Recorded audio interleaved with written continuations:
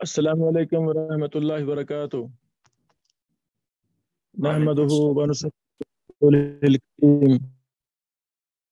ला इलाहा इल्लल्लाह व अशहदु अन्न मुहम्मदन अब्दुहु व रसूलुहु। अम्मा बअद। किताबुत तहारा मिनल जामिल कामिल फिल हदीस सहीह शामिल। आज से हम इंशाअल्लाह इसे पढ़ेंगे। सबसे बड़ा मकसद अल्लाह रब्बुल आलमीन की रज़ा है।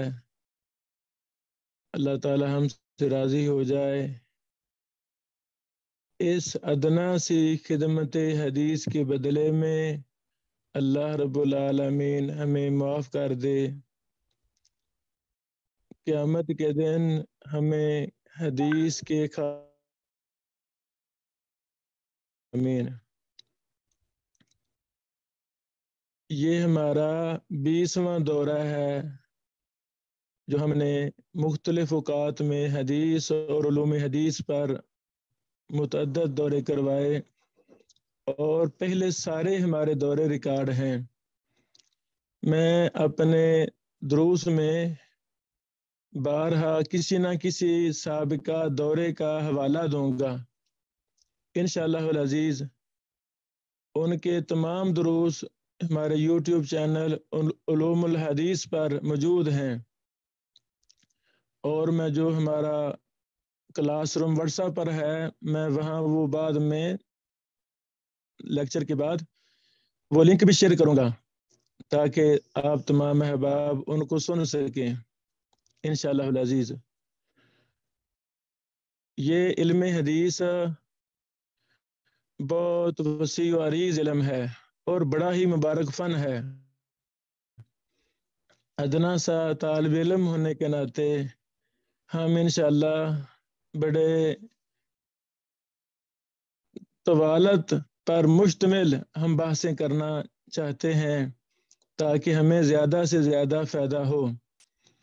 और जब हम इल्म हदीस बोलते हैं तो इसके पीछे 100 से ज़्यादा फ़नून आते हैं। अल्लाह अकबर। अल्लाह ताला हमें तमाम फ़नून की समझ अता फरमा दे ताकि हम हदीस की बारीकियों को, हदीस के एक एक फ़न को टच कर सकें। इंशाअल्लाह हम बिस्मिल्लाह करते हैं। आहिस्ता आहिस्ता हम तमाम फ़नून को समझने की कोशिश करेंगे अल्लाह की तौफीक से। और दर्स के दौरान मैं कुछ सवाल भी करूँगा। उसका मतलब होगा कि आपने वो सवाल लिखने हैं।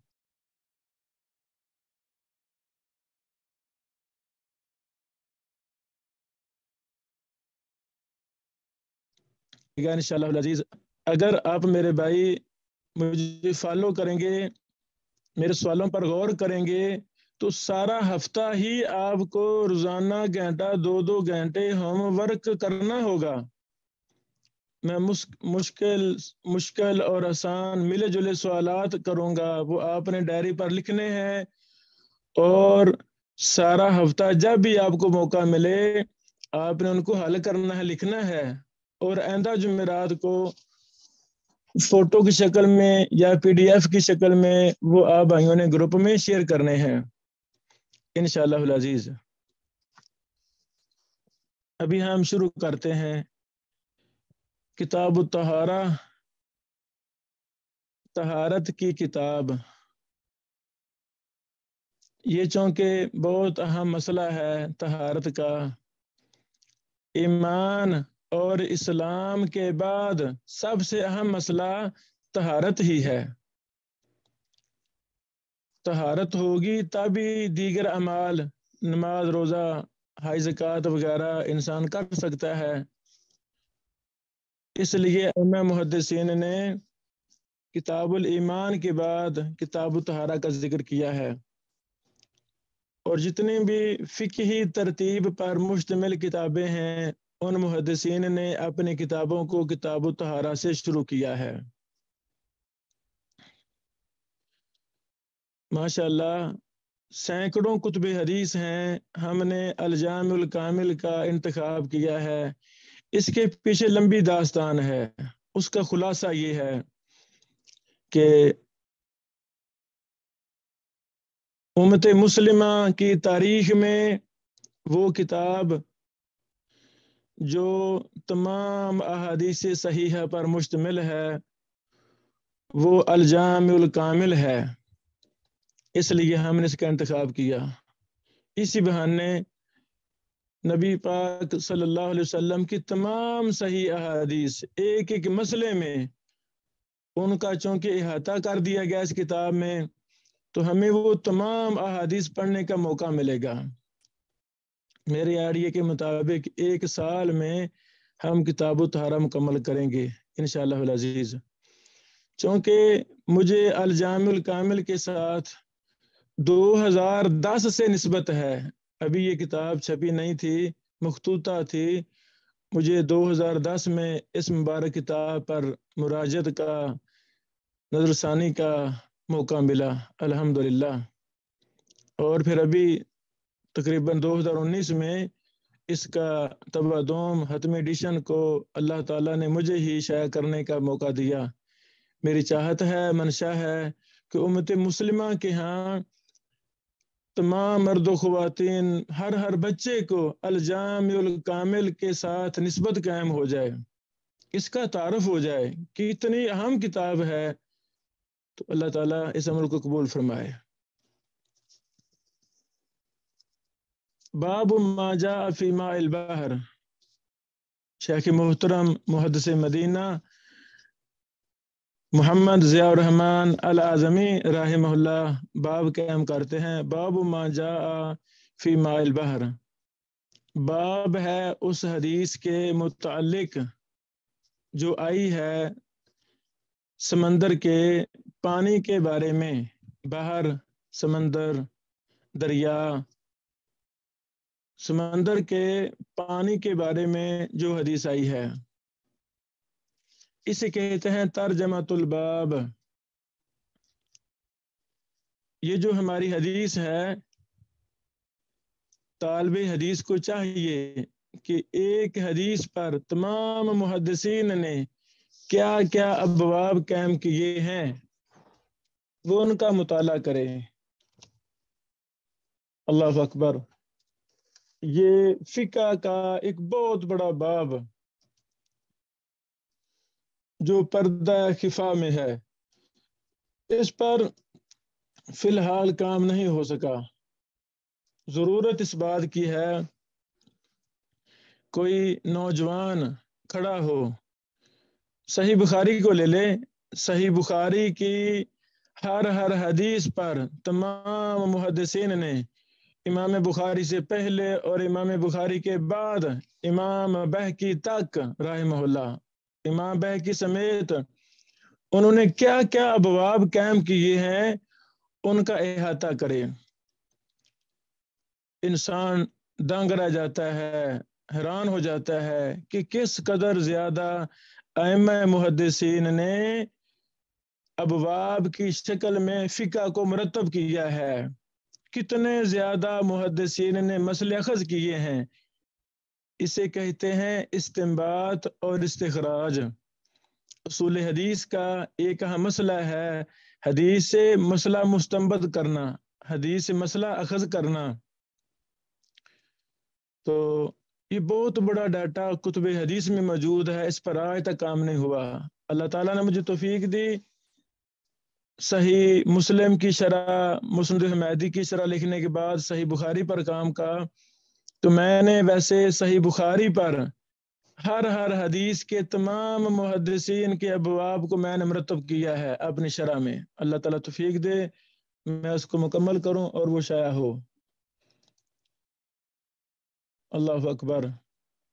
اس کا خلاصہ یہ ہے کہ یہی حدیث الجامع الکامل کی پہلی حدیث پر محدثین نے جو ابواب قائم کیے ہیں وہ ہم پڑھیں، مطالعہ کریں اور لکھیں۔ آج کا یہ پہلا سوال ہے، جتنی کتابیں دستیاب ہیں ہارڈ کاپی کی شکل میں، سافٹ کاپی کی شکل میں، PDF ہو، شاملہ ہو، نیٹ ہو. تو اس حدیث کو جب ہم سرچ کریں گے تو ہمیں ہر کتاب میں مختلف ابواب ملیں گے. تو وہاں سے ہم بہت کچھ ابواب مرتب کریں گے، لکھیں گے. ایک تو ہمیں فائدہ ہوگا بہت زیادہ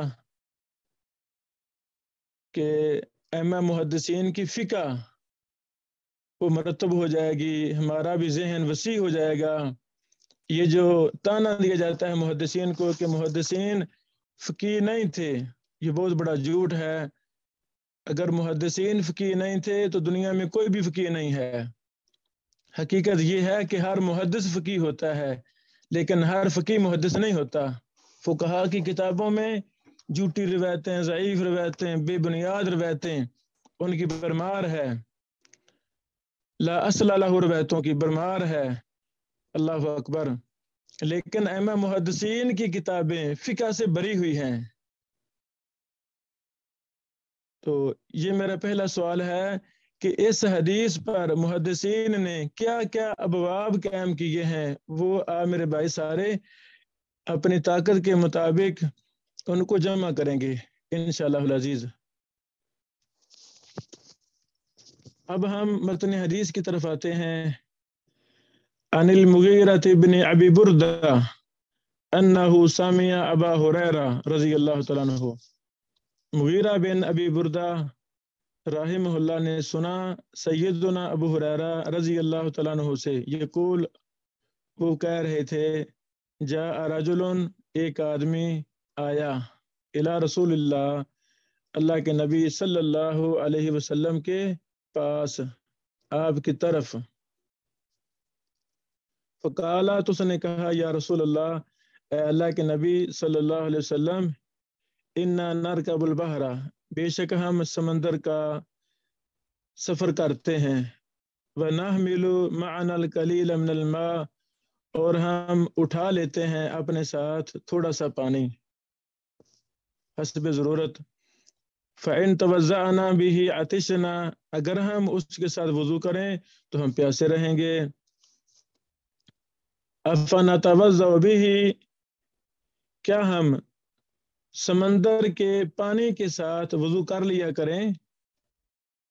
فقال رسول اللہ صلی اللہ علیہ وسلم تو نبی علیہ الصلوۃ والسلام نے فرمایا، هو الطہور ماؤہ سمندر کا پانی پاک ہے اور پاک کرنے والا ہے. الطہور کا معنی پاک ہے اور پاک کرنے والا ہے. یہ دونوں جملے بولیں گے تب جا کے اس کا معنی مکمل ہوگا. بعض کہہ دیتے ہیں جس کا پانی پاک ہے، یہ معنی درست نہیں ہے، بلکہ الطہور کا مطلب ہے اس کا پانی پاک ہے اور پاک کرنے والا ہے. اسے کہتے ہیں ماء مطلق.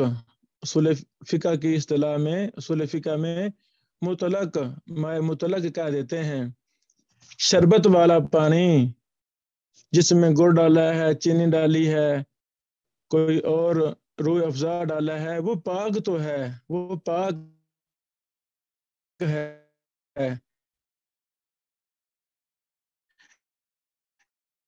لیکن پانی ڈال دیں کچی لسی بن گئی تو اب یہ مطلق پانی نہیں رہا، یہ تو کچی لسی ہے، یہ مقید ہو گئی ہے.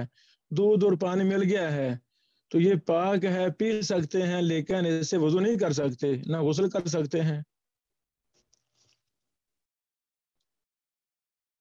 الطہور کا جو معنی میں نے بیان کیا ہے، یہ لغت کی کتابیں، غریب الحدیث کی کتابیں جتنے بھی ہیں کافی زیادہ ہیں الحمدللہ وغیرہ، اور بھی کئی اردو میں اس کی لغت کی کتابیں ہیں. تو طالب حدیث کو لغت بہت زیادہ استعمال کرنی چاہیے. اب میں نے طہور کا معنی جو بیان کیا ہے، آپ بھائیوں نے اس کو لغت کی کتاب میں دیکھنا ہے. 2-4 کتابوں میں دیکھیں تو وہاں یہی لکھا ہوگا وہ طاہر والمطہر، کہ طہور کا معنی ہے وہ پانی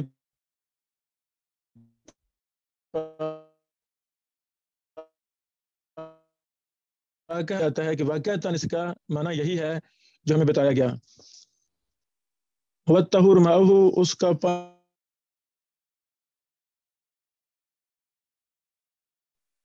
سائل نے جو سوال کیا تھا اس کا جواب یہی تھا، مل گیا ہے جواب اس کو، لیکن رسول اللہ صلی اللہ علیہ وسلم، اللہ اکبر، وحی کے مطابق ہی جواب دیتے تھے، وحی کے مطابق ہی بولتے تھے، ارشاد فرماتے تھے۔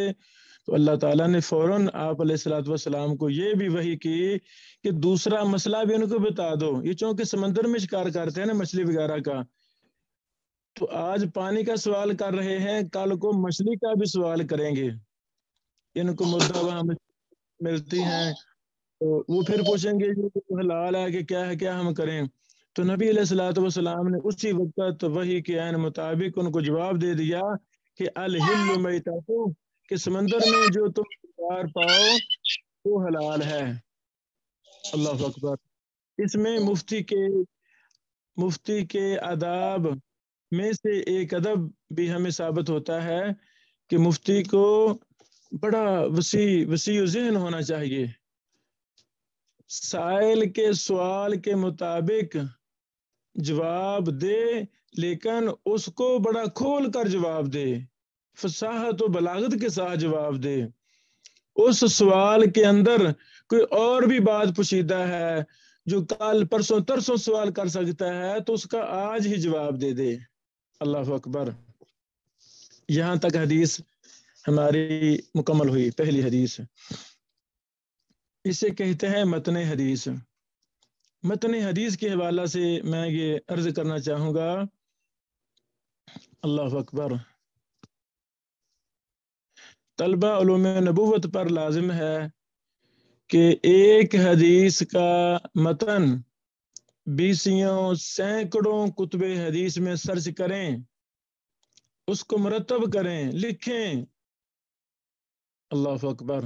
جیسے شیخ البانی رحمہ اللہ اپنے دور کے امام اور محدث و مجدد نے صحیح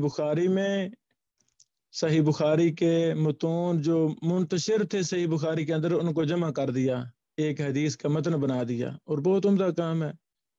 اس طرح اور بھی کتابوں پر، بلکہ ایک ایک حدیث کی جتنے بھی متون ہیں صحیح ہیں ان کو لا کر دیا جائے، ایک متن کی شکل میں جمع کر دیا جائے، جو ضعیف ہیں ان کو نیچے تنبیہ نوٹس میں لکھ دیا جائے کہ یہ جی اسی حدیث کا فلاں فلاں ٹکڑا، فلاں فلاں متن وہ ضعیف ہے، غیر ثابت ہے۔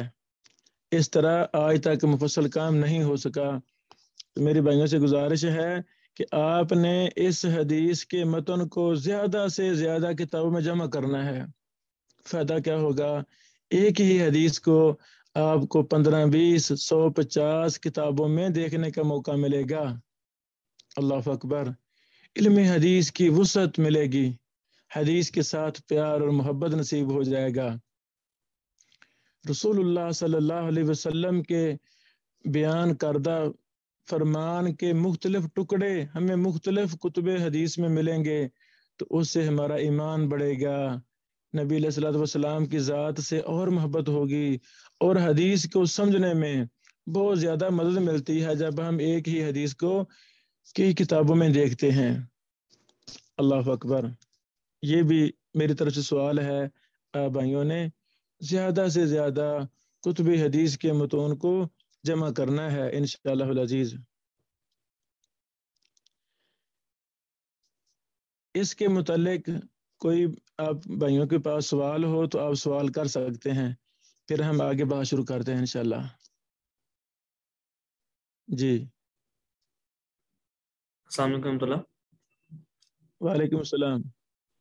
شیخ یہ ذرا متن کا جو حصہ ہوا طہور ماءہ، یہ ذرا دوبارہ ایک بار دہرا دیں، اس کا معنی مفہوم اس کا کیا ہے، دوبارہ ذرا۔ وَالطَّہُورُ مَاؤُهُ، سمندر کا پانی پاک ہے اور پاک کرنے والا ہے، خود پاک بھی ہے اور پاک کرنے کی صلاحیت بھی رکھتا ہے۔ الحل میتۃ، اس کا مردار حلال ہے۔ کیا مطلب؟ وہ جانور جس کی زندگی کا تعلق پانی کے ساتھ ہے، یعنی پانی میں ہی رہتا ہے، باہر نکلے گا تو مر جائے گا۔ اگر ایسا جانور پانی میں مردہ پائیں، مچھلی مراد ہے نا، مچھلی مراد ہے اپنی تمام قسموں کے ساتھ، مچھلی کی 1000 کے قریب قسمیں ہیں،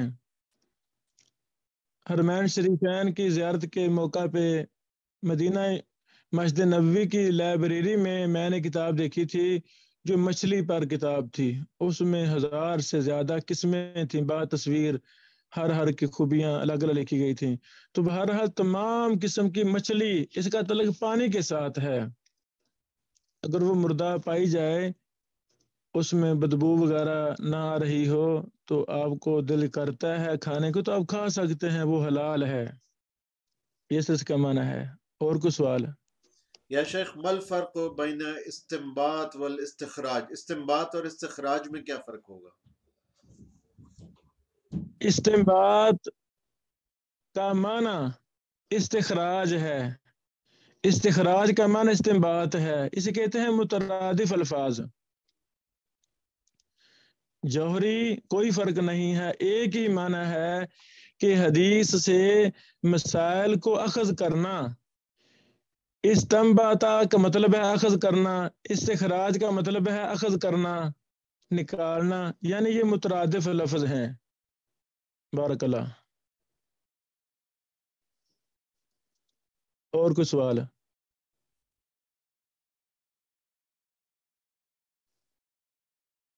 اور کوئی سوال؟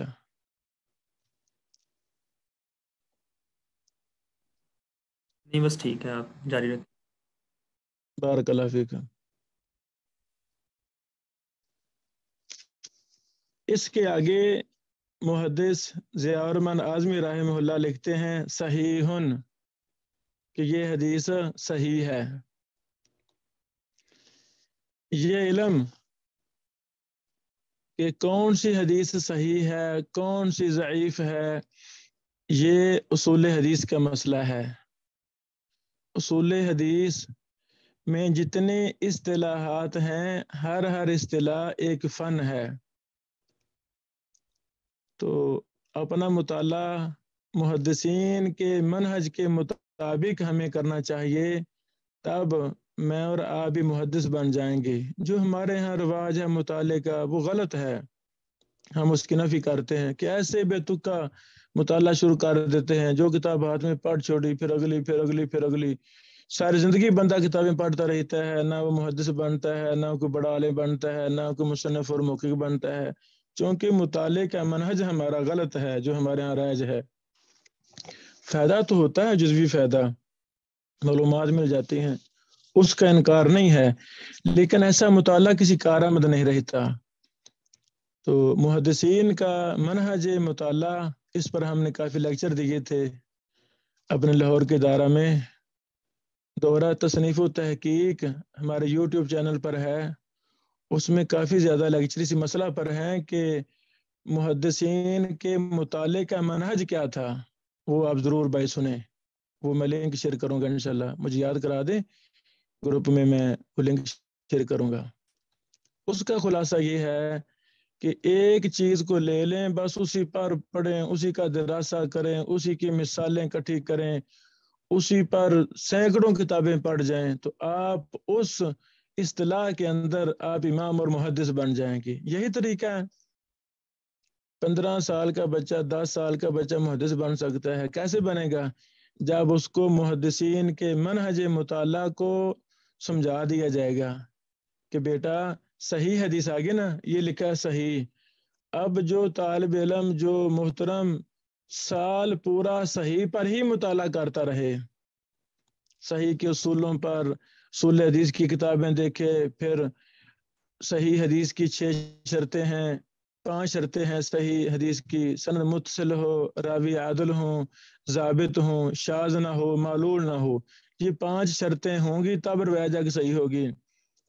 اب ایک شرط پر سینکڑوں کتابوں کا مطالعہ کرے، علماء سے رجوع کرے، بس وہ صحیح پر ہی بحث کرتا جا رہا ہے. وہ کتنی کتابیں لکھ دے گا، کتنا زیادہ مطالعہ کر لے گا، کتنا اس کے اندر پختگی آ جائے گی. چلو سال چھوڑ کے 10 سال لگ جائیں، 20 سال لگ جائیں، لیکن وہ حدیث کو صحیح کہنے میں، اس فن میں، علم حدیث میں، وہ امام اور محدث کے درجے پر فیض ہوگا جب وہ ایک ہی چیز کو فالو کرے گا.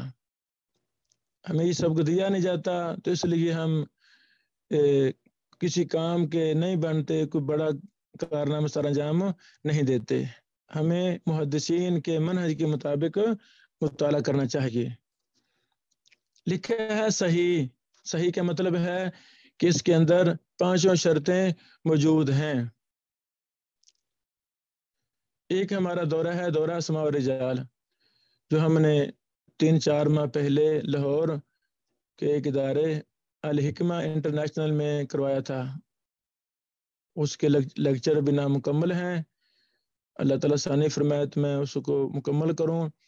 اس میں میں نے بڑی تفصیل کے ساتھ صحیح حدیث کی ان شرطوں پر ہی بات شروع کی تھی. اگلے دنوں میں انشاءاللہ العزیز اپنی ایک مستقل کتاب بھی لا رہا ہوں صحیح حدیث کے اصول و ضوابط پر. یعنی صحیح حدیث کی 5 شرطیں ہیں، تو ایک ایک شرط پر، مثلا سند متصل ہو، اس پر بڑی لمبی بحث ہے. سند متصل ہو پر کوئی 50 سے زیادہ اصول ہیں. کافی زیادہ میں نے بحث کی. اور جو بھی میں نئی کتاب لکھی ہے تحمل و ادا کے اصول و ضوابط، تحمل و ادا پر، یہ جو سند میں حدثنا اخبرنا سمیت و ان قال وغیرہ آتا ہے، راوی اپنے استاد سے بیان کرتے ہیں، یہ لفظ بولتے ہیں، اسے کہتے ہیں تحمل و ادا. اس فن پر اردو میں ہماری کوئی مستقل کتاب نہیں تھی. عربی میں بھی اس پر صرف ایک ہی کتاب ہے امام قاضی ایاز رحمہ اللہ کی، اور کوئی کتاب نہیں ہے. جزوی بحثیں علوم حدیث کی کتابوں میں ملتی ہیں. تو بہرحال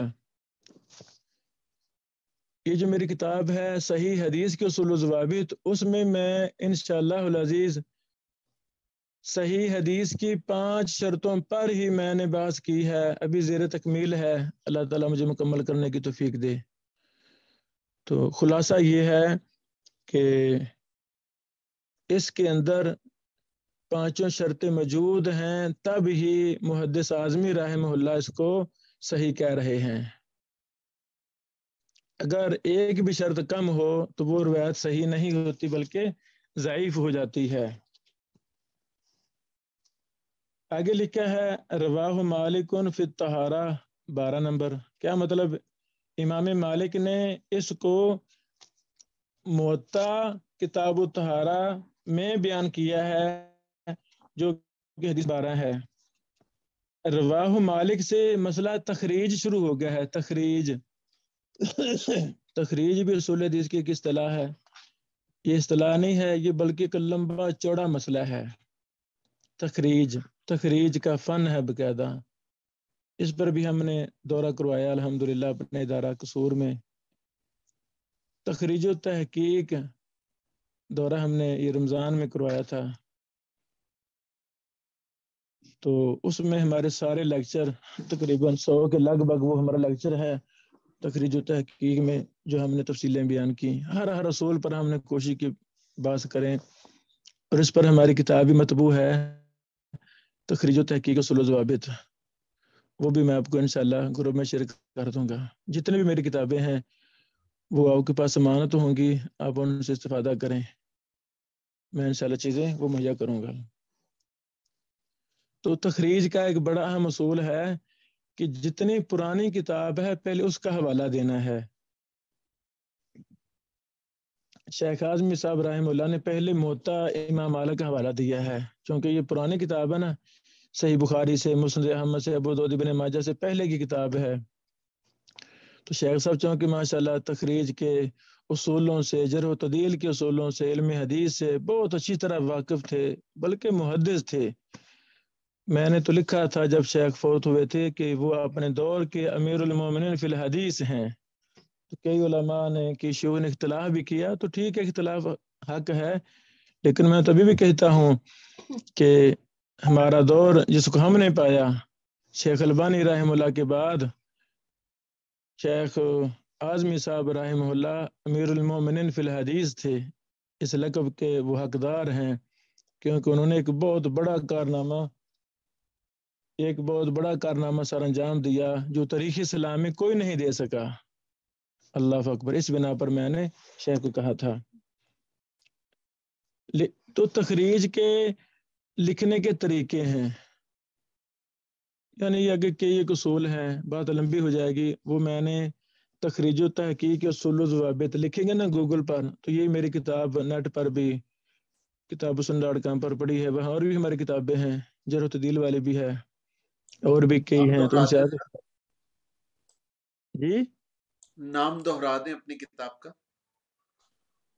تخریج و تحقیق کے اصول و ضوابط۔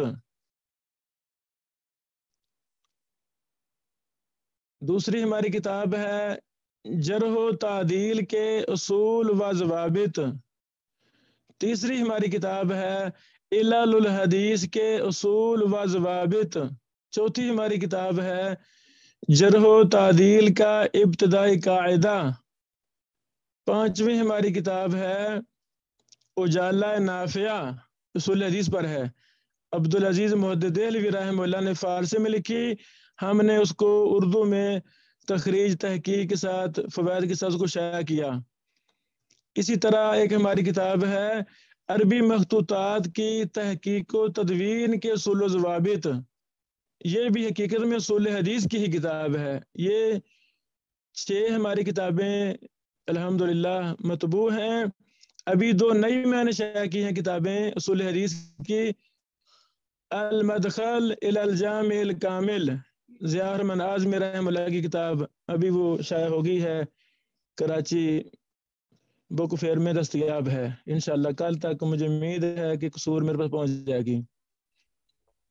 اسی طرح 8ویں کتاب میں نے شائع کی ہے المدخل الی السنن الکبریٰ للامام البیہقی رحمہ اللہ، اس کی شیخ اعظمی صاحب رحمہ اللہ نے مفصل دراسہ تخریج و تحقیق کی تھی، وہ ہم نے تقریباً 900 صفحے کی کتاب ہے، وہ بھی ہم نے شائع کر دی ہے، اللہ تعالیٰ قبول فرمائے۔ یعنی یہ بتانے کا مقصد یہ ہے کہ ایک ایک فن پر جب تک ہم 20 کتابیں نہیں پڑھیں گے ہمیں وہ فن نہیں آئے گا انشاءاللہ العزیز۔ آپ میرا ساتھ دیں، مجھے فالو کریں، میں آپ کو منہج محدثین، منہج سلف صالحین، منہج متقدمین کے مطابق ہی میں آپ بھائیوں کو آگے لے کر چلوں گا انشاءاللہ العزیز۔ شیخ اعظمی صاحب نے لکھا ہے رواہ مالک فی الطہارہ ان صفوان بن سلیم ان سعید بن سالمہ من آل بن الازرق عن المغیرہ بن ابی بردہ وہو من بنی عبد الدار، اللہ اکبر، فذکر الحدیث، تو انہوں نے آگے حدیث کو ذکر کیا۔ آگے لکھتے ہیں فمن طریق مالک، مالک کی طریق سے، طریق مطلب ہے سند، مالک کی سند سے اس کو روایت کیا ابو داود نے، حدیث نمبر 83 ہے، اور ترمذی نے حدیث نمبر 69 ہے، نسائی نے حدیث نمبر 59 ہے، ابن ماجہ نے حدیث نمبر 386 ہے۔ اللہ اکبر، یہ شیخ رحمہ اللہ نے جامع معنی تخریج کر دی ہے۔ اب یہ حدیث تو ماشاءاللہ کوئی حدیث کی 100 کتاب میں ہوگی کم از کم، جامع معنی بحث کرتے ہوئے چند اہم کتابوں کے نام شیخ رحمہ اللہ نے لکھ دیے ہیں۔ تو یعنی تخریج کی جو قسمیں ہیں، ایک ہے جامع معنی تخریج کی قسم، وہ یہ ہے جو شیخ صاحب نے کی ہے۔ تو میری یہ گزارش ہوگی کہ کم از کم ان 4-5 کتابوں کا متن آپ میرے بھائیوں نے اکٹھا کرنا ہے۔ دوسرا، ان 4-5 کتابوں کی سند کو آپ نے اکٹھا کرنا ہے، اسے کہتے ہیں ترک حدیث کو جمع کرنا، ترک سندیں، یہ ایک مستقل باقاعدہ فن ہے۔ اللہ اکبر۔ علل الحدیث پر جو میں نے کتاب لکھی، میں نے اس پر دورہ بھی کروایا، وہ یوٹیوب پر موجود ہے، علل الحدیث کے نام سے 100 کے قریب لیکچر ہیں۔ تو اس میں سندوں کو جمع کرنے پر میں نے مفصل درس دیے ہیں، 10 کے قریب یہ میرے لیکچر ہیں ترک حدیث کو جمع کرنے پر، وہ میں لنک دوں گا، وہ آپ سنیں کہ سندوں کو جمع کرنے کے کیا فائدے ہیں۔ تو میرے بھائیوں نے جیسے متن حدیث جمع کرنا ہے ویسے ہی سندوں کو اکٹھا کرنا ہے۔ مشکل آئے گی تو میں کس بیماری کا علاج ہوں، سارا ہفتہ انشاءاللہ جب بھی کوئی ڈاؤٹ ہوگا آپ گروپ میں سوال کریں، میں جلدی سے جلدی جواب دینے کی کوشش کروں گا۔ میں بہت مصروف رہتا ہوں لکھنے میں، پڑھنے پڑھانے میں، نشر و اشاعت میں، لیکن آپ بھائیوں کی رہنمائی کرنا مجھ پر فرض ہے، مجھ سے بھی فائدہ لیں، اور بھی شیوخ علماء جو آپ کے رابطے میں ہوں ان سے استفادہ کریں، ایسے انسان آگے نکل جاتا ہے۔ اللہ اکبر۔ آگے شیخ اعظمی صاحب رحمہ اللہ نے ایک اور اہم فائدہ ذکر کیا ہے، وَقَوْنُ بَعْضِ الرُّوَاةِ أَدْخَلُوا بَيْنَ الْمُغِیرَةِ بْنِ أَبِی بُرْدَۃ وَأَبِی ہریرہ ابا بردہ، کہ بعض راویوں نے مغیرہ اور ابو ہریرہ کے درمیان ابو بردہ کو داخل کر دیا ہے۔ یہ کیسے چلا پتہ؟ سندوں کو جمع کرنے سے۔ جب آپ میرے بھائی سندوں کو جمع کریں گے تو آپ کو عجیب و غریب فوائد ملیں گے انشاءاللہ۔ اور میرے لیکچر بھی اس پر جو 10 کے قریب لیکچر ہیں سندوں کو جمع کرنے پر، اہل الحدیث میں نے اس پر بحث لکھی ہے مفصل، اس طرح دیگر کتابوں میں بھی میں نے اس پر مفصل بحثیں لکھی ہیں۔ تو یہ بڑا مبارک فن ہے سندوں کو جمع کرنا جو چھوڑ دیا گیا ہے۔ اللہ اکبر۔ یہ مدارس میں سکھایا ہی نہیں جاتا، یہ سکھایا جانا چاہیے۔ پتہ ہو کہ لاہور میں نے جانا ہے، لاہور جانے کے 10 رستے ہیں، تو مجھے ایک کا ہی پتہ ہو یہ زیادہ بہتر ہے کہ 10 کا پتہ ہو پھر زیادہ بہتر ہوگا؟ جی مجھے 10 کا ہی پتہ ہونا چاہیے، 10 کا پتہ تو اور بھی کوئی راستہ تلاش کروں جانے کے لیے، تاکہ میرا سفر بہتر سے بہتر، محفوظ سے محفوظ اور آسان سے آسان ہو جائے۔ تو ایک حدیث کی 20 سندیں ہوں، ان سب کو جمع کر دیا جائے، سبحان اللہ۔ نقشے بنائے جائیں، نقشے، جیسے جغرافیہ کے، ریاضی کے نقشے ہیں، اسی طرح سندوں کے بھی نقشے ہمیں بنانے چاہیے۔ ترکی میں ایک محدث ہیں شیخ ماہر یاسین الفہل، اللہ تعالیٰ شیخ کی حفاظت فرمائے۔ وہ سنن ابی داود پر ہر سند کے شجرے بنا رہے ہیں، درخت بنا رہے ہیں نقشوں کے مطابق۔ یہ یوٹیوب چینل شیخ کا ہے، ماہر یاسین الفہل کے نام سے، فیس بک بھی ہے ان کا پیج، تو وہاں پر آپ کو یہ چیزیں مل سکتی ہیں۔ اب تو نیٹ کا دور ہے، تو بڑے بڑے محدثین کے دروس نیٹ پر موجود ہیں، ہمیں سب سے فائدہ اٹھانا چاہیے۔ شیخ البانی صاحب کے سینکڑوں نہیں ہزاروں دروس یوٹیوب پر موجود ہیں، وہ ہمیں سننے چاہیے۔ ابو اسحاق الحوینی جو زندہ ہیں مصر کے، ہمارے دور کے جرح و تعدیل کے امام ہیں، حدیث، فن حدیث میں ان جیسا کوئی دوسرا نہیں ہے۔ ان کی کتابوں کو، ان کے لیکچروں کو لازم پکڑنا چاہیے۔ اللہ اکبر۔ اس طرح شیخ اعظمی صاحب رحمہ اللہ کے بھی کافی لیکچر ہیں، وہ ہم یوٹیوب پر اپلوڈ کر رہے ہیں، اور بھی کئی شیوخ علماء کے ہیں۔ میرے استاد محترم ارشاد اللہ قصری صاحب جو پاکستان کے سب سے بڑے محدث ہیں، ان کے بھی کافی دروس ہیں۔ تو خلاصہ کلام یہ ہے کہ گھر بیٹھے ان محدثین سے جو زندہ ہیں رابطہ بھی رکھا جائے، اور ان کے دروس سے استفادہ بھی کیا جائے، انشاءاللہ طالب علم کو شفا ملے گی، وہ آگے نکلے گا۔ بہرحال شیخ صاحب فرماتے ہیں لا یضر بصحۃ الحدیث، کچھ راویوں نے مغیرہ اور ابو ہریرہ کے درمیان ابو بردہ کا اضافہ کیا ہے، داخل کیا ہے، تو یہ صحت حدیث کے لیے مضر نہیں ہے، بہت اچھی بات ہے۔ دلیل کیا دے رہے ہیں؟ فإن المغیرہ بن ابی بردہ، کیونکہ مغیرہ بن ابی بردہ سر رہا، انہوں نے صراحت کر دی ہے، بأنہ سامع من ابی ہریرہ، کہ انہوں نے ابو ہریرہ سے یہ روایت سنی ہے۔ اللہ اکبر۔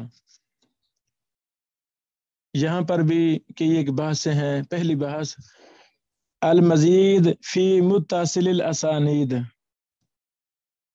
اصول حدیث کی چھوٹی کتاب، بڑی کتاب، ہر کتاب میں اس پر بحث موجود ہیں۔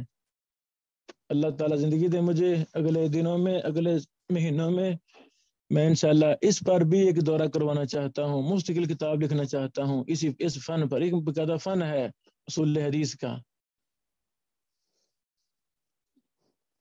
اسی طرح ارسال خفی کا مسئلہ ہے، اس طرح تدلیس کا مسئلہ ہے۔ تو آپ ہمیں سے گزارش ہے کہ آپ ان کو تھوڑا ٹچ کریں، اصول حدیث کی جو بھی کتاب آپ کے پاس ہو وہ ان کو پڑھیں۔ تو بہرحال جب راوی اپنے سے جو درمیان میں راوی ہے اس کو چھوڑ کر آگے سے سماع کی صراحت کر رہا ہے، یہ دلیل ہے کہ راوی نے اس سے حدیث سنی ہے. بات ختم ہوئی، کوئی شک و شبہ سارا ختم ہو گیا. سماع کے سیگے سمیتو، حدثنا، اخبارنا، انبانا، یہ ہے سمیتو، اخبارنا، حدثنا، انبانا، اور یہی تحمل ادا ہے. آگے دوسرے سیگے بھی ہیں، کوریا، ان، کالا وغیرہ وغیرہ، رویہ. تو ایک ایک چیز پر میں نے مفصل بات کر دی ہے اپنے کتاب میں. تحمل ادا کے ضوابط ابھی چھپی نہیں ہے، اللہ تعالیٰ توفیق دے ہم اس کو جلدی شائع کریں گے. تو تحمل ادا کے 8 طریقے ہیں، 8. سبحان اللہ. شاگرد استاد سے حدیث لیتا ہے، اسے کہتا ہے تحمل. استاد شاگرد کو بیان کرتا ہے، اسے کہتے ہیں ادا. آپ بھائی ابن بشیر سے علم لے رہے ہیں، یہ ہے تحمل. تو آگے آپ نے ادا کرنا ہے، آگے پڑھانا ہے، تو یہی تحمل و ادا ہے. تو اس کے کل 8 طریقے لکھے ہیں محدثین نے، ان پر میں نے مفصل بات کی ہے. اللہ تعالیٰ قبول فرمائے. آگے لکھتے ہیں شیخ رحمہ اللہ، صححہ البخاری، اس حدیث کو امام بخاری نے صحیح کہا ہے. تو جب آپ اپنی تحقیق کر لیں تو اس کے بعد ہمیں سلف خلف کی بھی تحقیق دیکھنی چاہیے، انہوں نے کیا کہا ہے، انہوں نے حدیث پر کیا حکم لگایا ہے، ان سے بھی استفادہ کرنا چاہیے. ہمارا سب کچھ وہی ہمارے سلف ہی ہیں. ہم تو کیا ہیں، ہم تو ان کے جوتے پر لگی ہوئی خاک کے برابر بھی نہیں ہیں. وہی ہمارے مائی باپ ہیں، وہی ہمارے سب کچھ ہیں، وہی ہمارے محدثین ہیں. ان سے محبت و عقیدت، ان کا احترام، ان کی کتابوں سے استفادہ، خواہ وہ متقدمین ہوں خواہ متاخرین ہوں. یہ بھی ایک فتنہ ہے ہمارے دور کا. نہیں جی متاخرین کا منہج اور تھا، متقدمین کا اور تھا. یہ فتنہ ہے بہت بڑا. ہم نے اپنی کتاب علل الحدیث کے اصول و ضوابط میں اس پر میں نے کافی تفصیل لکھ دی ہے. جو 4-5 شخص مشہور تھے یہ فرق کرنے والے، ان کا نام لے کر ان کے دلائل کیا فضول باتیں تھیں. ان کے نزدیک جو ان کے دلائل تھے جھوٹے موٹے بے بنیاد، وہ میں نے نقل کر کے رد کر دیا ہے علل الحدیث کے اندر. یہ کتاب چھپ گئی تھی پچھلے مہینے، یہ بڑی پڑھنے والی ہے، اس کو تو بار بار پڑھنا چاہیے. بہرحال تو کہ یعنی محدثین جو متقدمین ہو یا متاخرین ہو، کوئی بھی محدث ہو، ہمیں ان سے محبت ہے انشاءاللہ. ان کی کتابیں ہمارے لیے سورج اور چاند ہیں، ان سے ہمیں روشنی ملتی ہے. ہم نے وہ چیزیں پڑھنی ہیں، دیکھنی ہیں. حکم حدیث اکٹھا کرنا ہے کہ اس حدیث کو کس نے کیا کہا ہے، اس سے ہمیں بڑی رہنمائی ملے گی. تو امام بخاری نے اس کو صحیح کہا ہے. فیما حکا عنہ الترمذی فی العلل، امام ترمذی نے ان سے بیان کیا ہے اپنے کتاب علل میں. امام ترمذی کی 2 کتابیں ہیں، العلل الکبیر اور العلل الصغیر. علل پر ایم متقدمین متاخرین کی کافی کتابیں ہیں، وہ بھی میں نے علل اپنی کتاب میں ان کا تعارف بھی مختصر کر دیا ہے آخر میں. بہرحال اس سے مراد علل کبیر ہے، جلد 1 صفحہ نمبر 136 ہے. بعض نہیں کہنا چاہیے. ایک ہمارے استاد محترم میں سے ایک نے علل کبیر پر ایسے بے جا فضول سے اعتراض کر دیا کہ یہ ثابت نہیں ہے، ان کی بات مردود ہے. العلل الکبیر ایسے ہی ثابت ہے جیسے صحیح بخاری ثابت ہے، جیسے مسند احمد ثابت ہے، کوئی شک و شبہ نہیں ہے. غلط منہج خود کو انسان کو لے ڈوبتا ہے اور دوسروں کو بھی لے ڈوبتا ہے. ایسی باتیں نہیں کرنی چاہیے. اس پر یعنی اس کے دفاع پر بھی ماشاءاللہ بہت کچھ لکھا گیا. اللہ اکبر. قال ترمذی، امام ترمذی نے کہا، میں نے کہا حشیم سے مراد حشیم بن بشیر ہے. حشیم کہتا ہے اس حدیث میں المغیرہ بن ابی برزہ، یہ کہتا ہے. تو امام بخاری رحمہ اللہ نے کہا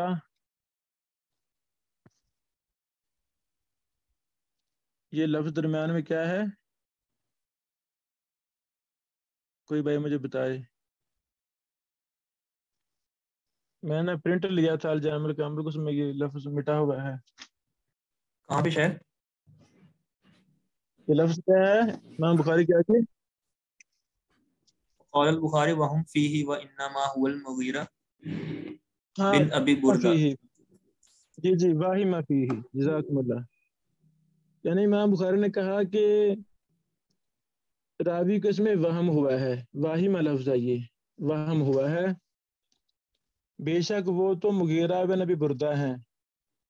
یعنی خشیم نے کہا مغیرہ بن ابی برزہ، مغیرہ بن ابی برزہ یہ وہم ہے، وہم ہے، غلطی ہے.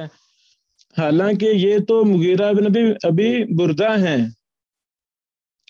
وہ شیم یاہم فی الاسناد، اور وہ شیم سند میں وہم کر جاتا تھا. وہ شیم سند میں غلطی کر جاتا تھا. وہ فی المقطعات احفظ، اور وہ مقطوع روایتیں بیان کرنے میں زیادہ حافظہ رکھنے والا تھا.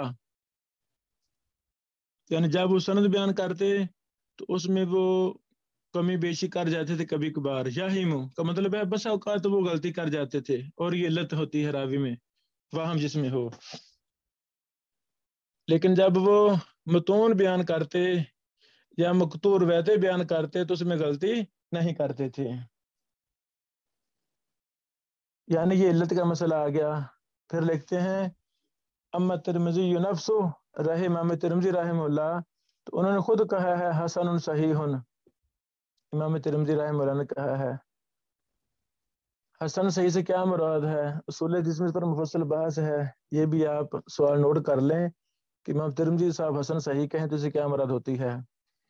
اصل میں ہر محدث کے کچھ نہ کچھ منہج اپنا ہوتا ہے. عمومی منہج ایک ہی ہے سارے محدثین کا، ہاں جزوی تھوڑا تھوڑا اپنی خاص اصطلاحات ہوتی ہیں. تو طالب علم کو ہر حدیث کی کتاب کے منہج اس کو پتہ ہونا چاہیے. ابھی میں نے ایک نئی کتاب تیار کی ہے، پریس کے لیے تیار ہو گئی ہے، تدوین حدیث کے نام سے، تدوین السنہ النبویہ. یہ مدینہ یونیورسٹی کے شیخ تھے رحمہ اللہ فاضل پاک، یہ ان کی کتاب تھی. اس کو اردو میں ہم یہ شائع کر رہے ہیں. اس میں جتنے بھی بڑی بڑی کتب حدیث ہیں جو 1200 سال میں لکھی گئی ہیں پہلے صدی سے لے کر، ان تمام کا منہج محدثین کی حالات اور منہج پر ہی بحث ہیں. یہ بڑی کمال کتاب ہے. اس فن میں یہ پہلی کتاب ہے تدوین سنت نبوی پر. اللہ تعالیٰ ہمیں شائع کرنے کی توفیق دے. بہرحال آگے لکھتے ہیں وصححہ ایضا ابن خزیمہ، اس حدیث کی ابن خزیمہ نے بھی صحیح کہا ہے، جلد 1 صفحہ 59. اور ابن حبان نے بھی اس کو صحیح کہا ہے 1243 نمبر حدیث میں. امام ہے وہ اصل صدر به مالک اب الموطا، یہ وہ اصل حدیث ہے جس کے ساتھ امام مالک نے اپنی موطا کتاب میں اس کو شروع میں لائے ہیں. صدرہ کہتے ہیں نا خطبہ صدار، اس حدیث کو پہلے لائے ہیں سب سے پہلے.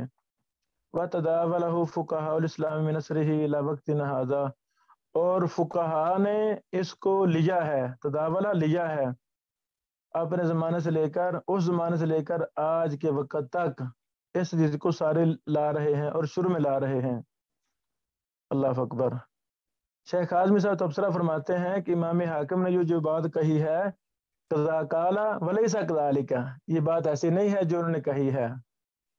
بل مالکن، بلکہ مالک نے صدر کتابہ اپنی کتاب کو شروع کیا ہے حدیث جبریل کے ساتھ. فی وقوت الصلاۃ، نماز کے اوقات کے بارے میں جبریل علیہ السلام کی لمبی حدیث ہے، اس سے امام مالک نے اپنی کتاب کو شروع کیا ہے. اللہ اکبر. یہاں تک ہماری پہلی حدیث ختم ہوئی. والحمدللہ علی ذالک. یہاں اور بھی باتیں تھیں. پہلی بات امام ترمذی رحمہ اللہ کے حوالہ سے، امام ترمذی رحمہ اللہ حدیث کو حسن صحیح کہنے میں متساہل ہیں. یہ بات اس میں کوئی شک و شبہ نہیں ہے.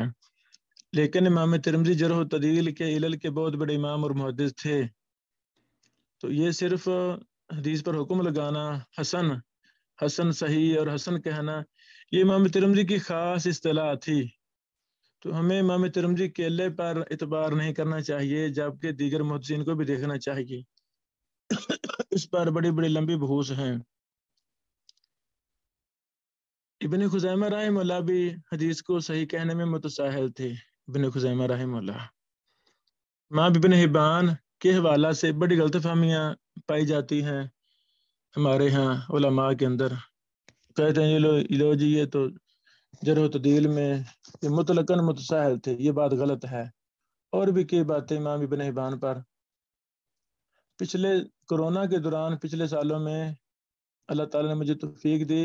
میں نے بست البستی، ابن حبان البستی، یہ افغانستان کے ایک شہر ہے بست، وہاں کے تھے. تو میں نے بست کی تاریخ پر ایک مستقل کتاب لکھی ہے، تاریخ بست کے نام سے. بست ایک بہت بڑا علم کا گہوارہ تھا. بڑے بڑے محدثین یہاں پیدا ہوئے. ان کی تاریخ، ان کی کتابوں کا منہج، پھر خصوصاً ابن حبان پر جو الزامات ہیں ان پر میں نے دراسہ کیا. ان کی کتابوں کے منہج پر میں نے کافی تفصیل لکھی ہے. اللہ تعالیٰ توفیق دے میں یہ بھی کتاب اپنے شائع کروں. امام حاکم رحمہ اللہ بھی بہت بڑے امام اور محدث تھے، سبحان اللہ. تو ان میں جو ابن حبان امام حاکم کی کتاب ہے نا، مستدرک حاکم میں، ان سے کافی زیادہ کمیاں رہ گئی ہیں، کیونکہ یہ زندگی کے آخر کا مشروع تھا. اس کا مکمل کیا، ابھی مراجعہ کر رہے تھے، دوسری نظر ثانی کر رہے تھے. ابھی شروع والے کچھ کتب کی تھی، کتاب الصلاح وغیرہ تک پہنچے تھے کہ وفات پا گئے. آگے وہ دراسہ نہیں کر سکے. اس لیے مستدرک حاکم کے شروع میں اوہام غلطیاں تھوڑی ہیں، آگے زیادہ ہیں. امام حاکم کے اخطاء پر، اوہام پر جو سب سے مفصل اور محدثانہ کتاب ہے وہ ہے ہماری محبوب شخصیت ابو اسحاق الحوینی مصر والے حافظہ اللہ کی کتاب مستدرک ابی اسحاق الحوینی علی مستدرک الحاکم کے نام سے. 4 جلدوں میں مطبوع ہے، پاکستان سے مل جاتی ہے، میرے پاس بھی موجود ہے، نیٹ پر بھی موجود ہے PDF میں. بہت کمال کتاب ہے. اس طرح مستدرک حاکم پر اور بھی علماء کے کام ہے. سب سے مفصل یہ ہے، واللہ اعلم. لے محترم، یہاں تک ہماری پہلی حدیث ختم ہوئی. تو کوئی اس کے متعلق سوال ہو تو آپ کریں. اسی حدیث پر اور بھی کچھ بات ہم نے کرنی ہے، وہ ہم تھوڑا سا وقفہ لیتے ہیں 5-10 منٹ، اس کے بعد دوبارہ ہم انشاءاللہ کلاس شروع کرتے ہیں. کوئی سوال ہو تو آپ کر سکتے ہیں بھائی.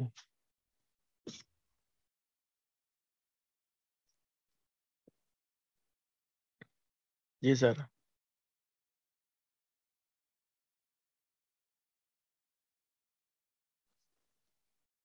اگر کوئی سوال نہ ہو تو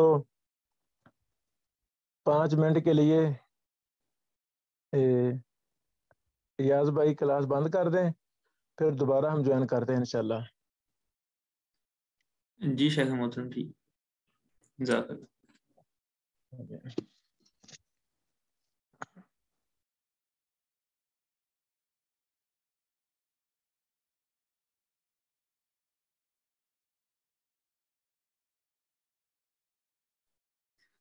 السلام علیکم ورحمۃ اللہ.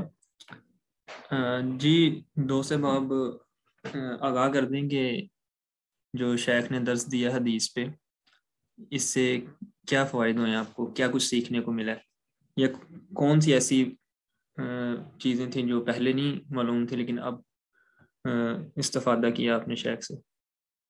جی کوئی بھی بھائی بتا دیں.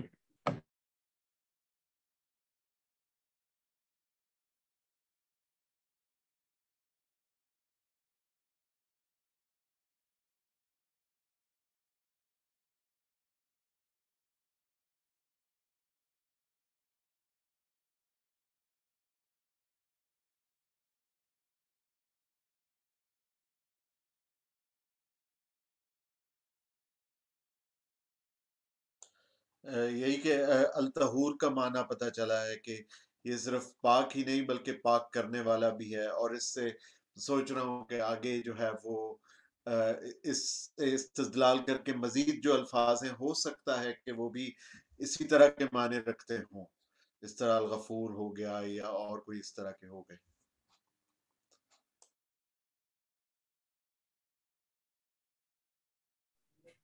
جزاک اللہ۔ جی مجھے اس سے جو فائدہ ہوا ہے وہ یہ ہوا ہے کہ اس کے اندر جو بیان کیا گیا کہ الحل میتتہ، یعنی اس کا مردار حلال ہے۔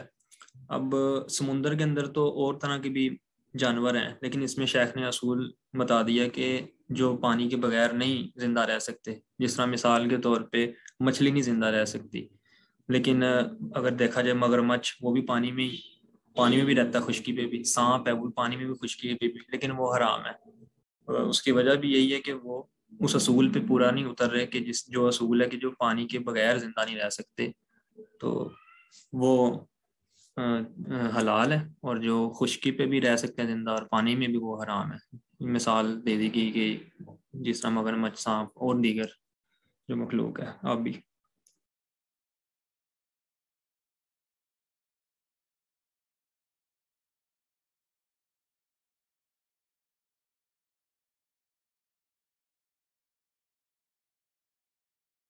جی، اور کوئی بھائی وہ بتائیں گے فوائد کیا حاصل ہوئے؟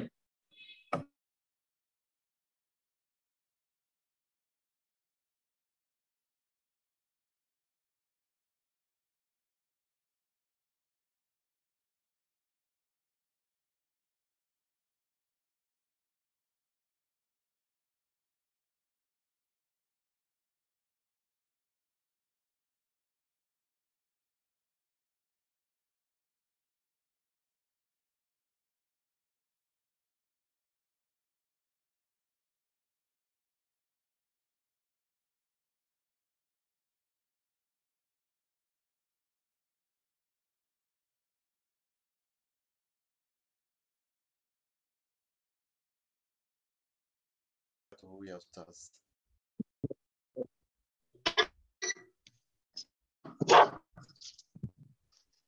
جی محترم، کوئی سوال ہو تو بتائیں، ورنہ پھر ہم آگے شروع کرتے ہیں۔ جزاک اللہ شیخ، آپ آگے شروع کریں۔ بارک اللہ فیکم۔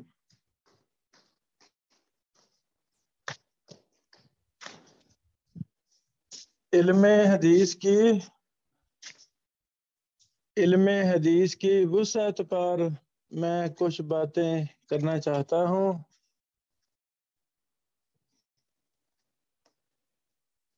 ابھی ہم نے ایک بہت بڑے اپنے دور کے امام اور محدث کی بحث پڑھی ہے، شیخ ضیاء الرحمن اعظمی رحمہ اللہ کی۔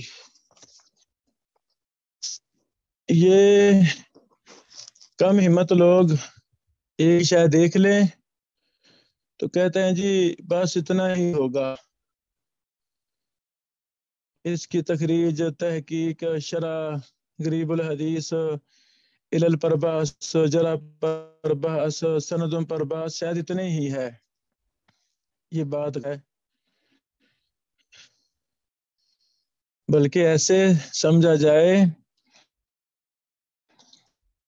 کہ جتنی بحث شیخ ضیاء الرحمن اعظمی رحمہ اللہ نے کی ہے، انہوں نے طوالت سے ڈرتے ہوئے جامع معنی اور مختصر بحث کی ہے۔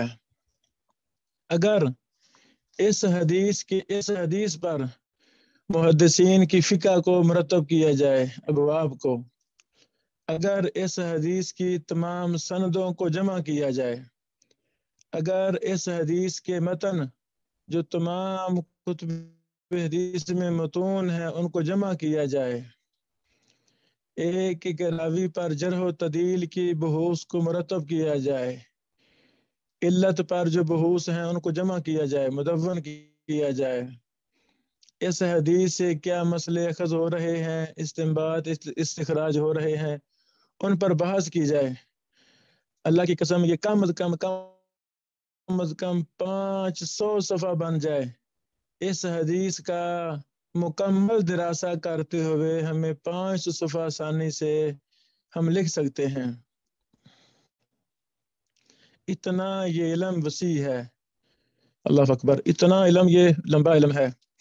ہم نے کم ہمت نہیں بڑھنا بلکہ باہمت جوان مرد بڑھنا ہے، آگے جانا ہے۔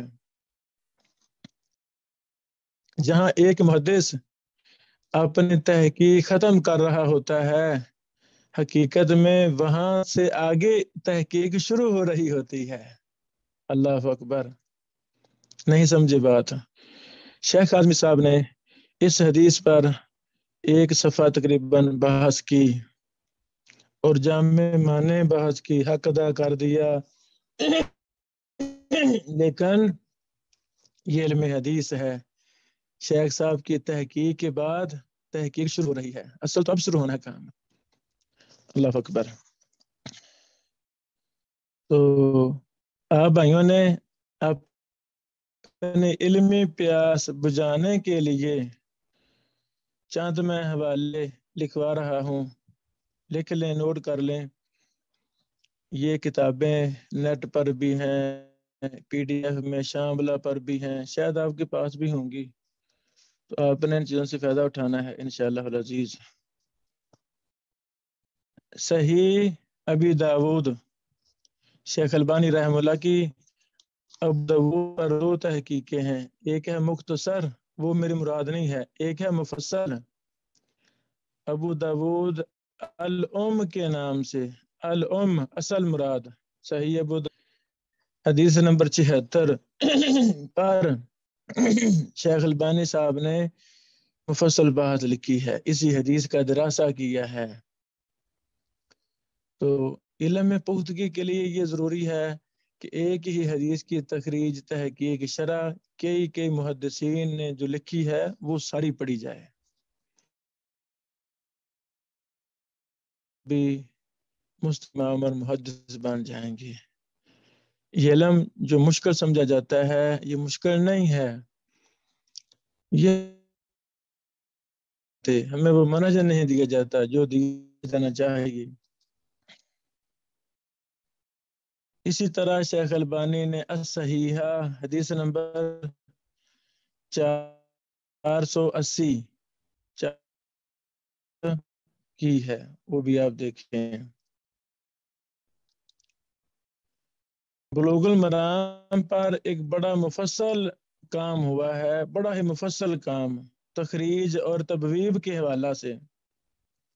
التبیان فی تخریج احادیث بلوغ المرام، جلد نمبر 1 ہے، صفحہ نمبر 22 سے لے کر 43 تک، یعنی 21 صفحوں پر بحث کی ہے اس محدث نے اس حدیث پر۔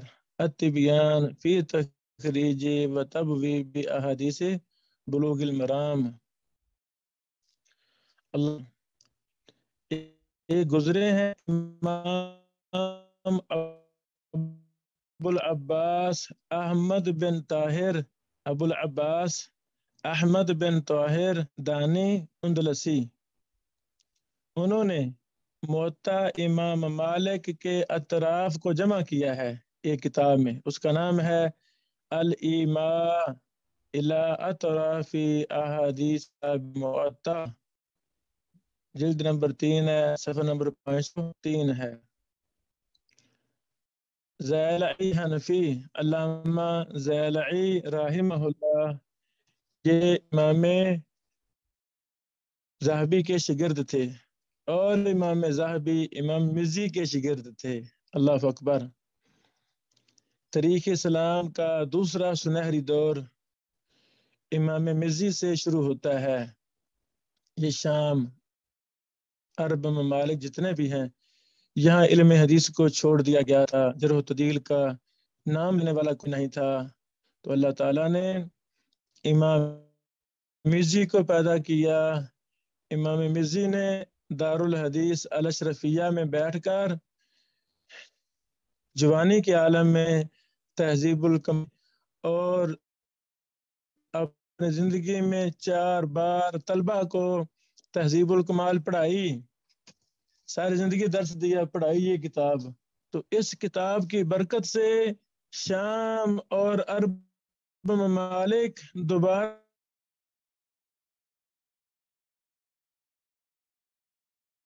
دنا قلم ہے.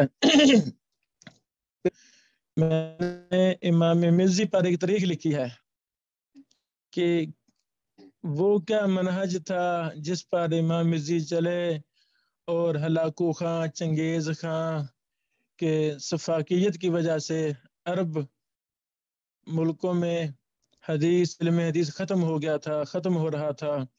تو اللہ تعالیٰ نے کیسے اسے اپنے برگزیدہ بندے امام مزی صاحب سے کام لیا. امام مزی ہی ہے جن سے ابن تیمیہ نے پڑھا، تعدیل سیکھی. امام مزی ہی ہے جن سے امام ذہبی نے علم سیکھا، ابن کثیر نے سیکھا، ایک لمبی جماعت نے سیکھا، ابن عبد الہادی نے سیکھا، علامہ العلائی کہ کلدی صلاح الدین نے سیکھا، ایک لمبی جماعت ہے. تو امام ذہبی شاگرد ہے امام مزی رحم اللہ کے. اللہ اکبر.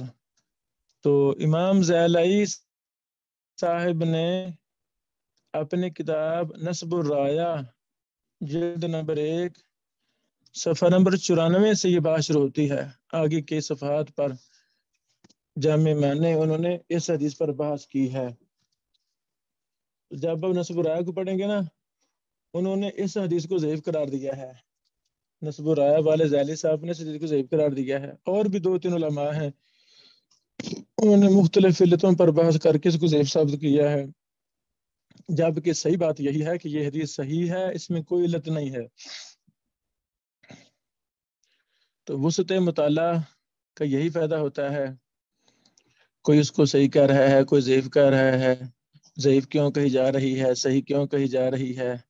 تو پھر بندے کو شرح صدر ہوتی ہے، اچھا فلاں کو یہ غلطی لگی ہے اس لیے انہوں نے اس کو ضعیف کہہ دیا ہے، اس حدیث کو فلاں نے جواب دے دیا ہے. تو اس طرح انسان مطمئن ہو جاتا ہے. یہ تقابلی مطالعہ، جیسے ہم فقہ کی مسائل میں تقابلی مطالعہ کرتے ہیں، اسی طرح ہمیں علم حدیث میں بھی تقابلی مطالعہ کرنا چاہیے. اس کا بڑا فائدہ ہوتا ہے. یہ چند حوالے میں نے بیان کرنے تھے، وہ میں نے بتائے ہیں. اللہ تعالیٰ توفیق دے تو آپ نے ان کو پڑھنا ہے. اللہ اکبر. دوسری بات، یہ میرے ہاتھ میں سنن کبریٰ بہقی ہے. سنن کبریٰ بہقی طالب حدیث پر فرض ہے، عالم حدیث پر، مدرس پر، محقق پر فرض ہے کہ جس بھی حدیث کو وہ پڑھ رہا ہے یا پڑھا رہا ہے یا شرح لکھ رہا ہے، تقریر تحقیق کر رہا ہے، وہ سنن کبریٰ بہقی کو لازم پکڑے. پہلے میں نے یہ سوچا تھا کہ سنن کبریٰ بہقی کو ہم نا اس دورے میں پڑھائیں، الجامع الکامل کی جگہ سنن کبریٰ کو پڑھائیں. تو پھر مشورہ ہوا، اس میں یہی طے پایا کہ نہیں، الجامع الکامل کو ہی پڑھایا جائے.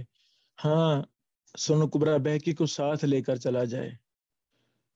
تو الجامع الکامل سے کتاب الطہارہ پڑھنے کے دوران جو سب سے اہم کتاب شرح سمجھ لیں، تحقیق کی کتاب سمجھ لیں، تخریج سمجھ لیں، فقہ الحدیث سمجھ لیں، وہ آپ کی معاون کتاب یہ سنن کبریٰ بہقی ہے.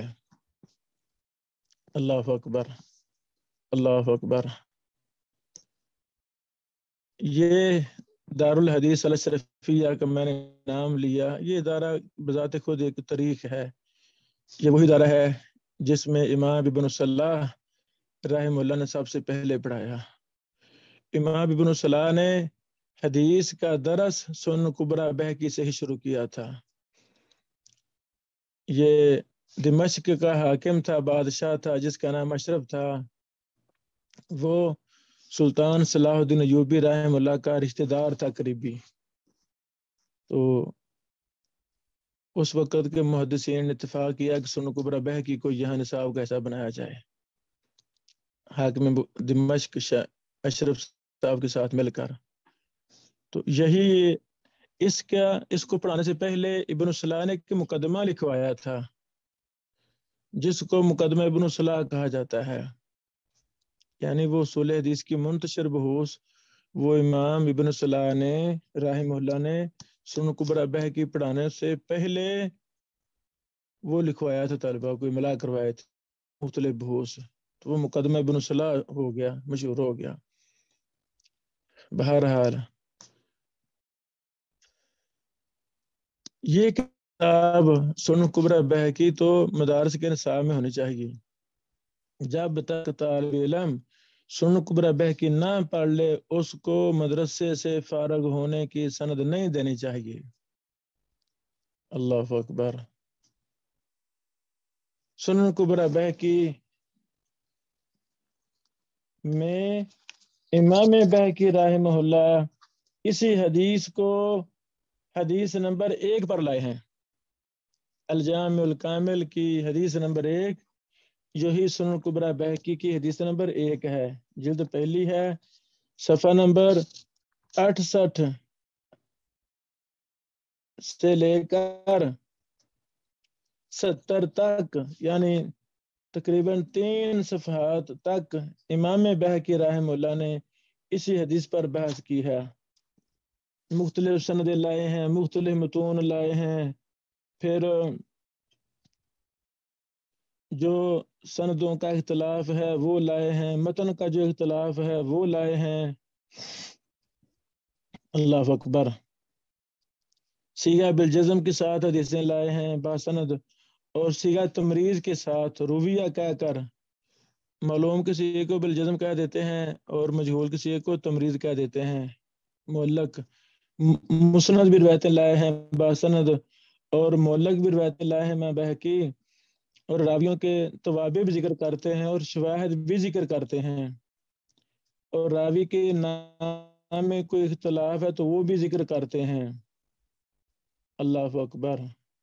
اور شیخ ضیاء الرحمن اعظمی رحمہ اللہ نے اس باب کے تحت باب ما جاء فی ماء البحر اس کے ساتھ حدیث لائے ہیں، اور قرآن کریم کی کوئی آیت نہیں لائے، حالانکہ اعظمی صاحب رحمہ اللہ کا منہج ہے، لکھا ہوا ہے المدخل الی الجامع الکامل میں نے چونکہ خود بھی شیخ صاحب سے کئی نشستیں کی، 2010 میں 11 میں مجھے موقع ملا پہلی بار جانے کا، شیخ صاحب کے ساتھ لمبی نشست ہوئی، پھر ابھی 2008 میں یا 9 میں مجھے جانے کا موقع ملا دوسری بار حرمین شریفین میں، تو پھر بھی میری 3 راتیں مسلسل باتیں بحثیں ہوتی رہیں۔ اس دوران بھی شیخ نے بتایا ہمیں اگر کسی مسئلہ کے متعلق آیت ہو تو شیخ صاحب آیتیں لاتے ہیں، الجامع الکامل بری ہوئی ہے ماشاءاللہ قرآن کریم کی آیات سے،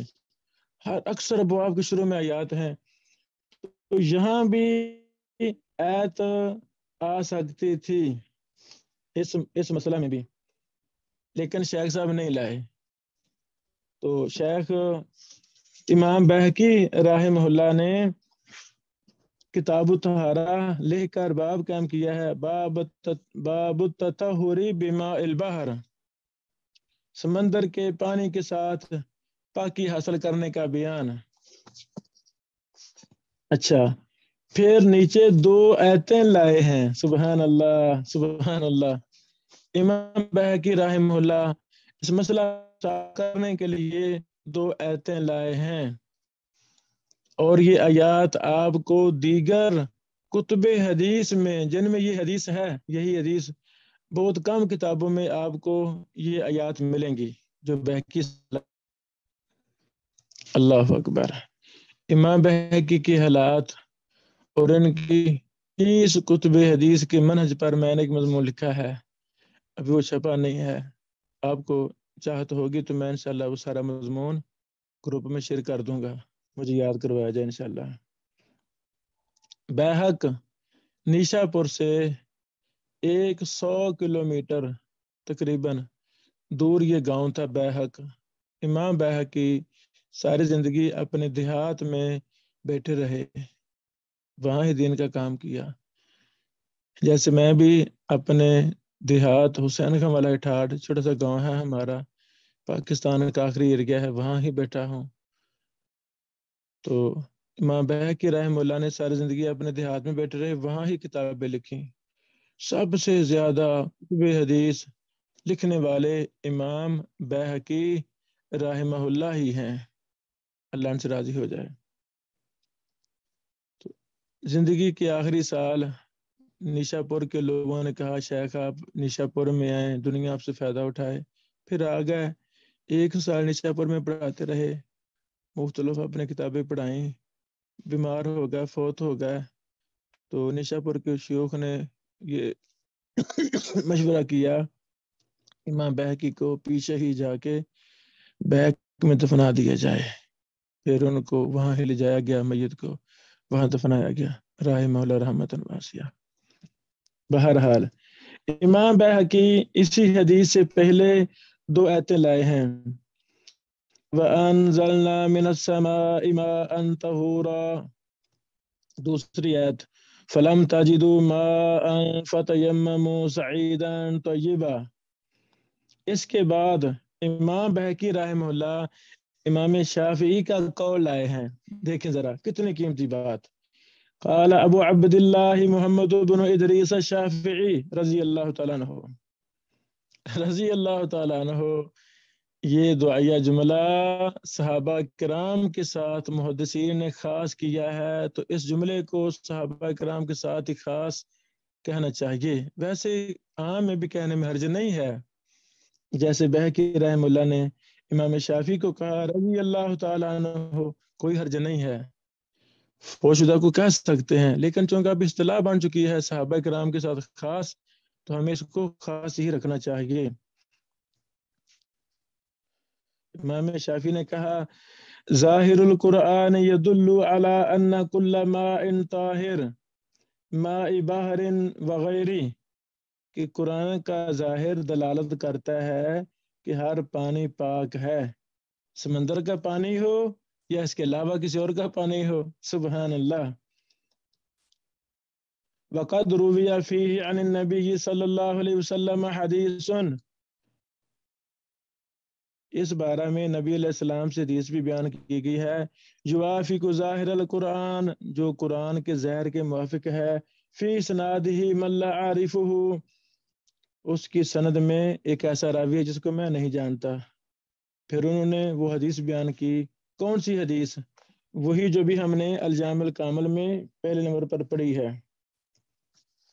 لمبی سند ہے، وہ میں نہیں پڑھنا چاہتا۔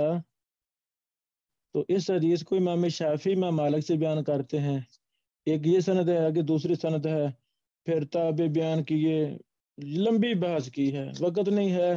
تو میرے بھائیوں نے سنن کبریٰ بیہقی سے حدیث نمبر پہلی کا مفصل مطالعہ کرنا ہے، اس کا خلاصہ لکھنا ہے، انشاءاللہ آپ کا دل باغ باغ ہو جائے گا۔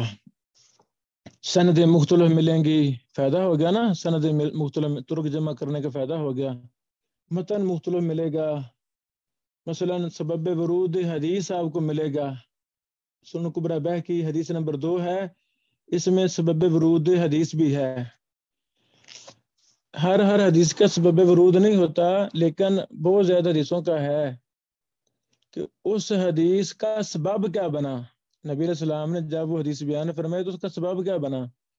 الجامع الکامل میں تو مختصر ہے، بالکل مختصر، لیکن سنن کبریٰ بیہقی 2 میں اس کی مفصل وضاحت موجود ہے۔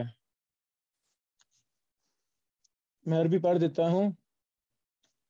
مغیرہ بن ابی بردہ کہتے ہیں انہ سمع ابا ہریرہ یقول كنا عند رسول اللہ صلی اللہ علیہ وسلم یوما فجاءه صیاد فقال یا رسول اللہ انا ننطلق في البحر نريد الصيد فيحمل معه أحدنا الإذابة وهو يرجو أن يأخذ الصيد قريبا فربما وجده كذلك وربما لم يجد الصيد حتى يبلغ من البحر مكانا لم يظن أن يبلغه فلعله يحتلم أو يتوضأ فإن اغتسل أو توضأ بهذا الماء فلعل أحدنا يهلكه العطش فهل ترى في ماء البحر أن نغتسل به أو نتوضأ به إذا خفنا ذلك؟ زعم أن رسول الله صلى الله عليه وسلم قال اغتسلوا منه وتوضأوا به. اللہ اکبر. یعنی جو الجامع الکامل اور سنن کی کتابوں میں ہم نے حدیث پڑھی، دیکھیں سنن کبریٰ بہقی کی 2 نمبر حدیث میں کتنی مفصل یہ حدیث ہے، کتنا فائدہ ہوا. تو ائمہ محدثین ماشاءاللہ ان کو ہزاروں لاکھوں سندیں لاکھوں متون ان کو زبانی یاد تھے. اب ہمارے وہ حافظ نہیں رہے. ہاں ہماری ایک کلک پر شاملہ کا طریقہ بھی آسان ہے، اس پر بھی ہم نے لیکچر دیے تھے. جو بھی ہمارا دورہ ہے نا تخریج و تحقیق والا، اس میں شاملہ پر بھی لیکچر دیے تھے، وہ یوٹیوب پر موجود ہیں. آسان طریقہ ہے، ہمیں آنا چاہیے. سبحان اللہ.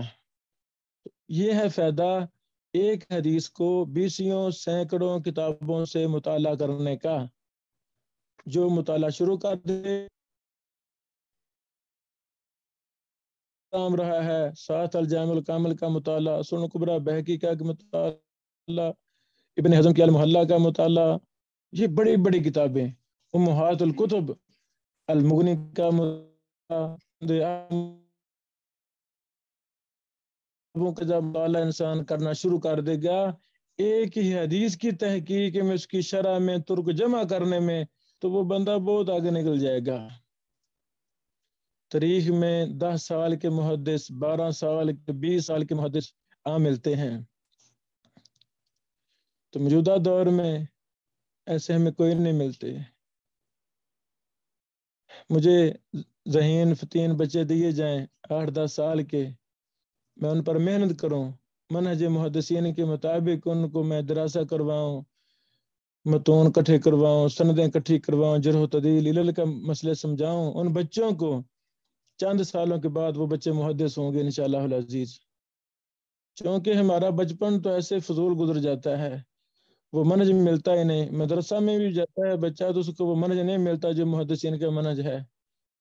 پریشانی آتی ہے. وہ طلبہ چھوٹے موٹے مولوی بن جاتے ہیں، بڑے لائق فیق افلاطون قسم کے مستند محدثین کی طرح کہ وہ نہیں بن پاتے. کئی وجوہات ہیں. ایک یہی وجہ ہے کہ ہمیں وہ منہج محدثین سکھلایا نہیں گیا، وہ شیطان نے ہم سے دور کر دیا ہے. اب یہ نصاب کا سسٹم آ گیا ہے، نصاب کا. اللہ اکبر. جب سے نصاب سازی ہوئی ہے اسی وقت سے کام سارے خراب ہو گئے ہیں.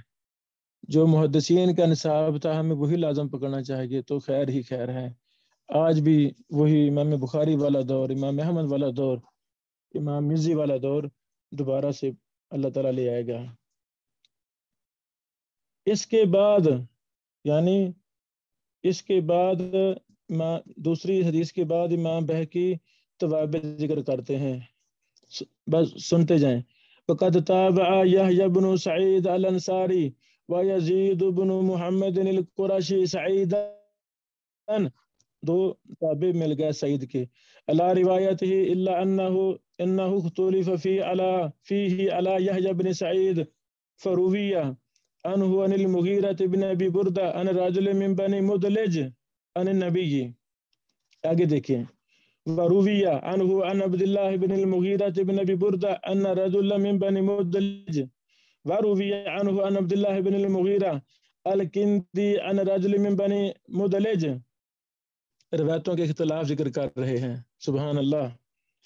وروية عنه عن المغيرة بن عبد الله رجل من بني مدلج وعنه عن المغيرة بن عبد الله عن أبيه وقيل غير هذا. واختلفوا أيضا في اسم سعيد بن سلمة فقيل كما قال مالك وقيل عبد الله بن سعيد المخزومي وقيل سلمة بن سعيد وهو الذي أراد الشافعي بقوله في إسناده من لا أعرفه. اللہ اکبر. اس شروع میں امام شافعی کا قول. امام شافعی کتنے بڑے امام اور محدث تھے. امام شافعی کی کتابوں کو لازم پکڑنا چاہیے. اللہ اکبر. جس انسان نے امام شافعی کی کتابوں کو لازم پکڑا وہ فقہ کا امام بن جائے گا.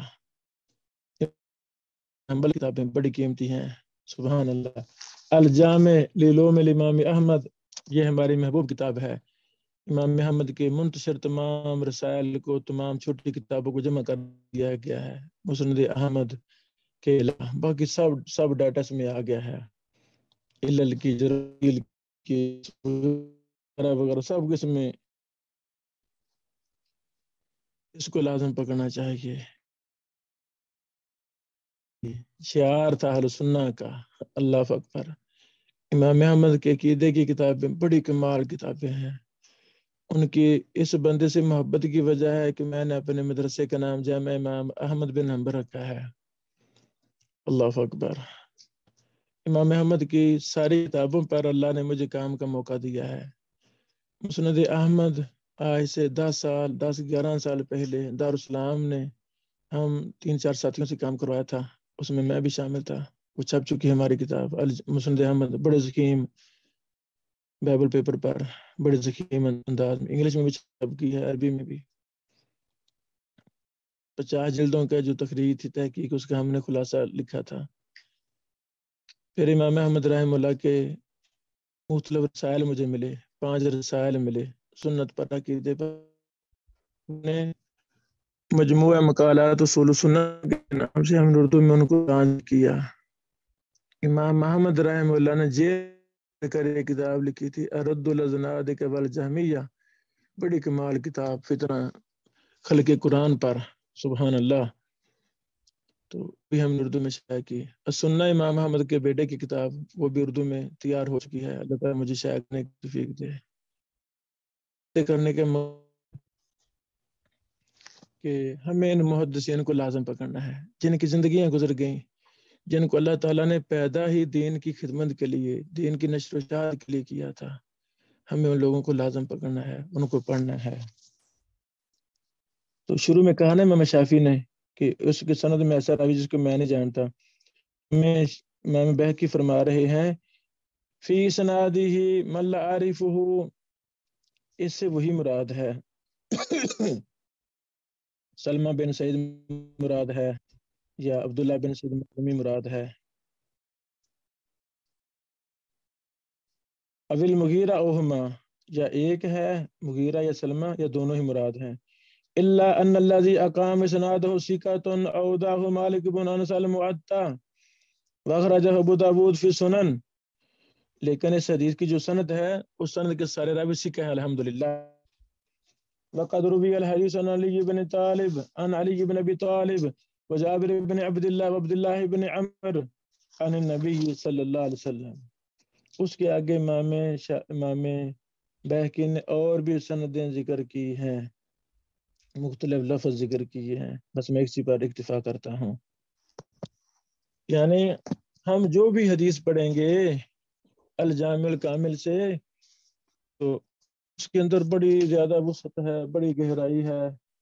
تو یہ جو چند کتابیں میں نے بولی ہیں، یہ بھی ہم نے دیکھنی ہے تاکہ ہمیں علم حدیث کے ساتھ محبت، شغف پیدا ہو سکے. اللہ اکبر.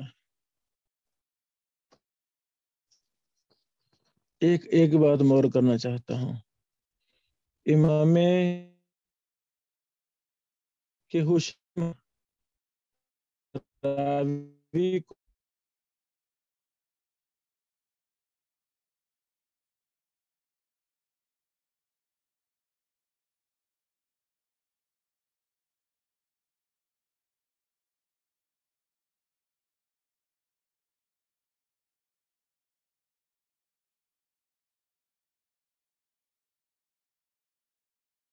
راوی کا کرنا ہے، اصل نام کیا ہے، پھر اس پر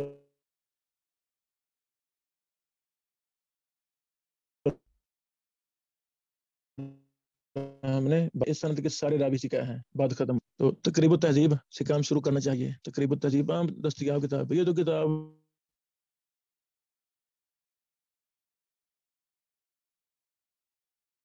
بنا خرید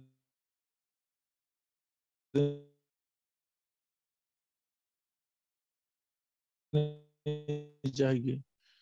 تقریب و تہذیب کو ایک قوانین بنائے ہیں. قوانین مثلاً کل سفیان سکا الا سفیان فلان و فلان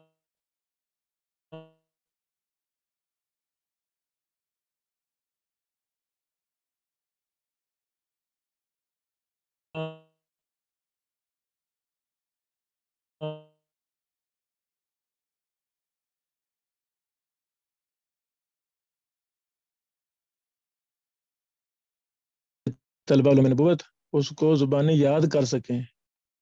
شیخ بن بشیر اس پر میں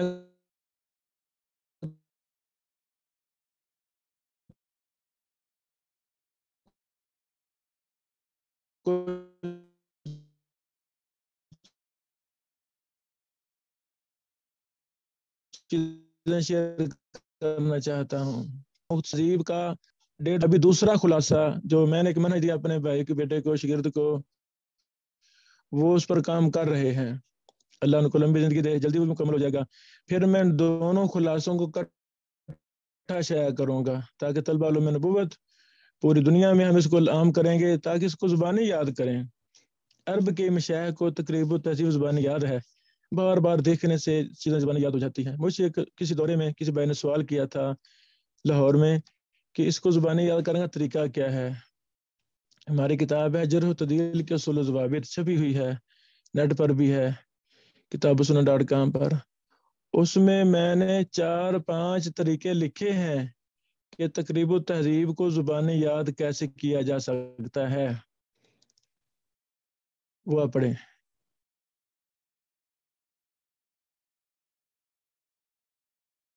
انشاءاللہ آپ کو خوشی ہوگی. حشیم بن بشیر راوی پر امام بخاری نے فرمایا یہ سند میں وہم کر جاتا ہے, تو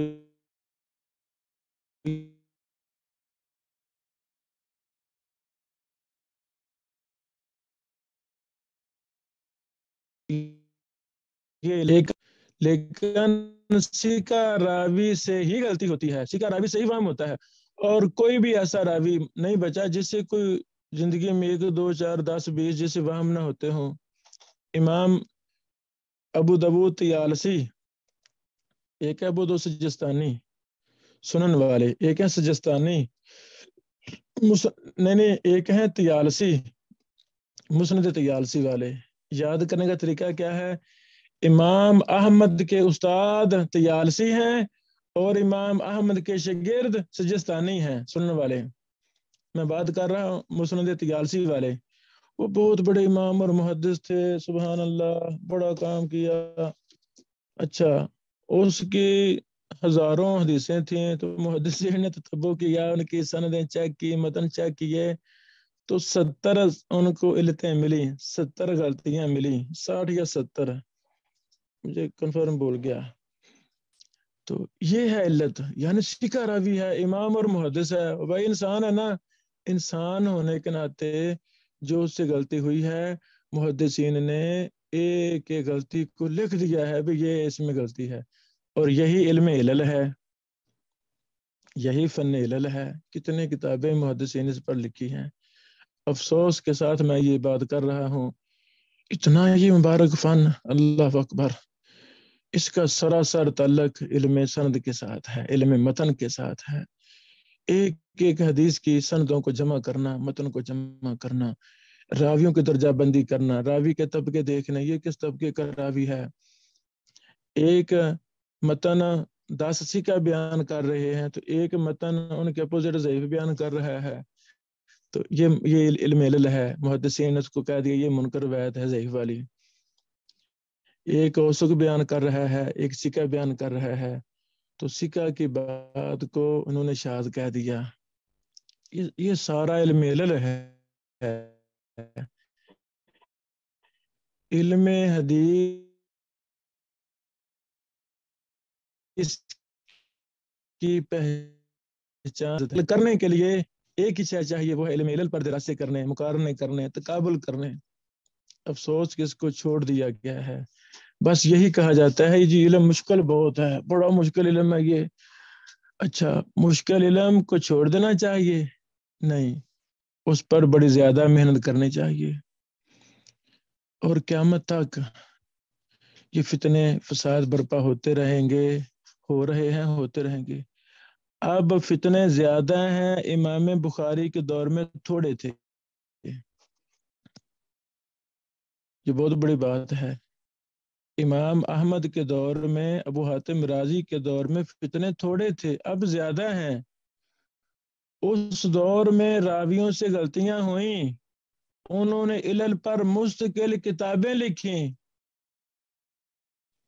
سکہ راویوں کی غلطیوں پر کتابیں لکھیں، امام مالک کی کتابوں سے، سندوں سے تلاش کر کے بھائی استاد کتابیں ہے لکھیں کہ یہ امام مالک کی غلطیاں ہیں۔ ارشاد اللہ قصری صاحب میرے استاد ہیں، کی غلطیاں لکھیں، میں نے جو پڑھا ہے وہ بیان امام کروں ان کا احمد نام کی لے کر۔ غلطیاں اب میں لکھیں، کہوں جی میں امام نے بخاری قصری کی صاحب سے غلطیاں صحیح لکھیں۔ مسند احمد پڑھی ہے مثال کے طور پر، تو میں مدلس ہو جاؤں گا، آج کا دور میں تدلیس کر رہا موجودہ ہوں۔ دور ہے، یہ تو بھائی خطیبوں میرے کا استاد فتنہ، عصری چھوٹے صاحب، لیکن لیول کے میں نے مصنفین کا مسند فتنہ، احمد ان سے نہیں پڑھی۔ یہ روزانہ اخباروں میں پتہ اگر نہیں میں کیا اپنے ہم بکواس زمانہ کسی ایسے چھپ شخص رہی ہے، سے بیان ٹیلی کروں ویژنوں جس پر کو میں ملا جاہل نہیں ملا، ہوں، جاہل ان پڑھ گنوار سنا لوگ نہیں ہے، بیٹھے ہوئے ملا ہیں، نہیں ہوں، ہر طرف تو فتنے وہ ہی میں فتنے رسالہ ہیں، ہر خفی طرف کر رہا فتنے ہی ہوں گا۔ فتنے ہیں۔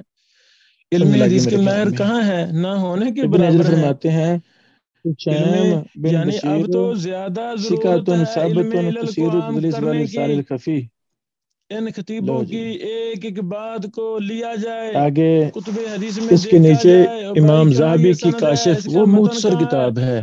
یہ چپریں ابن یہ حجر اپنی ذہبی سے طرف بڑے ہی تھوڑے متاثر تھوڑے تھے، اضافے کر جاتے ہیں، حدیث بڑے کچھ زیادہ ہوتی ہے متاثر تھے۔ ہمارے یہی وجہ ہے کہ ابن حجر صاحب نے ذہبی سے بڑا استفادہ کیا، ان کی کتابوں سے علم، استفادہ کیا، شاگرد نہیں ہیں اصلاح ان کے، کرنا، امت کو ان کی بتانا، کتابوں سے یہی بڑا علم استفادہ ہے کیا، جو چھوڑ ہی دیا گیا ہے۔ دعائیں کی۔ تو اس فن سے تو یہ ہمیں کاشف محبت ہونی چاہیے، اصل ہے علم علل سے تقریب محبت ہونی التہذیب چاہیے۔ کی۔ کاشف پر اضافے کیے ابن حجر صاحب رحمہ اللہ نے، تو پھر اس کا نام رکھ دیا تقریب التہذیب، کیونکہ اصل ٹارگٹ تھا تہذیب و تہذیب کا خلاصہ، تو وہ سامنے وہی تھا امام ذہبی کا الکاشف۔ الکاشف میں ذہبی صاحب فرماتے ہیں کہ ان عمرو بن دینار و ابی زبیر، کہ جو حشیم بن بشیر ہے نا، یہ عمرو بن دینار سے بیان کرتا ہے، ابو زبیر سے، وعنہ، اور اس سے احمد بیان کرتے ہیں، ابن معین اور حناد بیان کرتے ہیں، امام ثقۃ مدلس، یہ حکم لگایا ہے امام ذہبی صاحب رحمہ اللہ نے۔ امام تھے، بہت بڑے ثقہ تھے، لیکن مدلس تھے تیسرے طبقے میں۔ فتح الباری کا مقدمہ حدث ساری، وہاں بھی ابن حجر صاحب نے راویوں پر بحث کی ہے، مستقل باب بنایا ہے، وہاں لکھا ہوا ہے اما روایتہ عن الزہری فلیس فی الصحیحین منہا شیء، حشیم نے زہری سے جو روایتیں بیان کی ہیں صحیح بخاری میں کچھ بھی نہیں ہے، حشیم کی زہری سے کوئی روایت صحیح بخاری میں نہیں ہے۔ پھر جو ابن حجر صاحب کی مراتب المدلسین ہے، طبقات المدلسین، وہاں لکھا ہے مشہور بالتدلیس مع ثقتہ وصفہ النسائی وغیرہ بذلک، ومن عجائبہ فی التدلیس ان صحابہ قالوا له نريد الا تدلس لنا شيئا فواعدهم فلما اصبح عمل عليهم مجلسا يقول في اول كل حديث منه حدثنا فلان وفلان عن فلان، فلما فرغ قال هل دلست لكم اليوم شيئا قالوا لا، قال فإن كل شيء حدثتكم عن الأول سمعته وكل شيء حدثتكم عن الثاني فلم أسمعه منه، اللہ أكبر، فقلت فهذا ينبغي أن يسمى تدليس العطف۔ لو جی، یہ طبقات المدلسین بھی ابن حجر صاحب نے تیسرے طبقے میں بحث کی ہے۔ یہ جو واقعہ بیان کیا کہ ایک دن شاگردوں نے کہا استاد جی آج آپ نے نا ہمیں تدلیس کے بغیر حدیثیں بیان کرنی ہیں، تدلیس نہیں کرنی۔ انہوں نے وعدہ کر لیا کہ لو جی میں کل آپ کو آئندہ میں آپ کو نا تدلیس نہیں کروں گا۔ تو اگلے دن صبح صبح مجلس لگی، ہر حدیث کے کہہ رہے تھے حدثنا فلان و حدثنا فلان، یعنی دو راویوں کے نام لے رہے تھے. مثلا میں کہوں حدثنا ارشاد اللہ کالا سری و حدثنا الحافظ محمد شریف، یہ دونوں میرے استاد ہیں، دو کے نام لے رہے تھے امام حسین بن بشیر.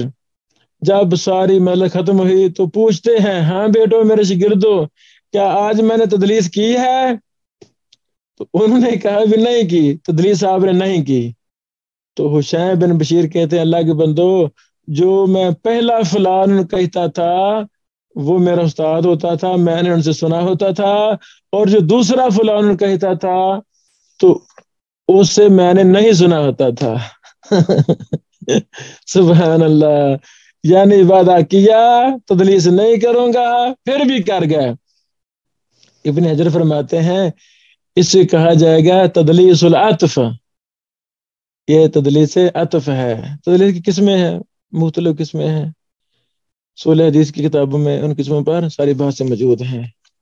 طبقات المدلسین کے بھی شروع میں ان قسموں پر ابن حجر صاحب نے کچھ بحث لکھی ہے. اس کے آگے وہ مراسیل کی بات کی ہے کہ حسین بن بشیر نے کن راویوں سے نہیں سنا، اسے کہتے ہیں مراسیل.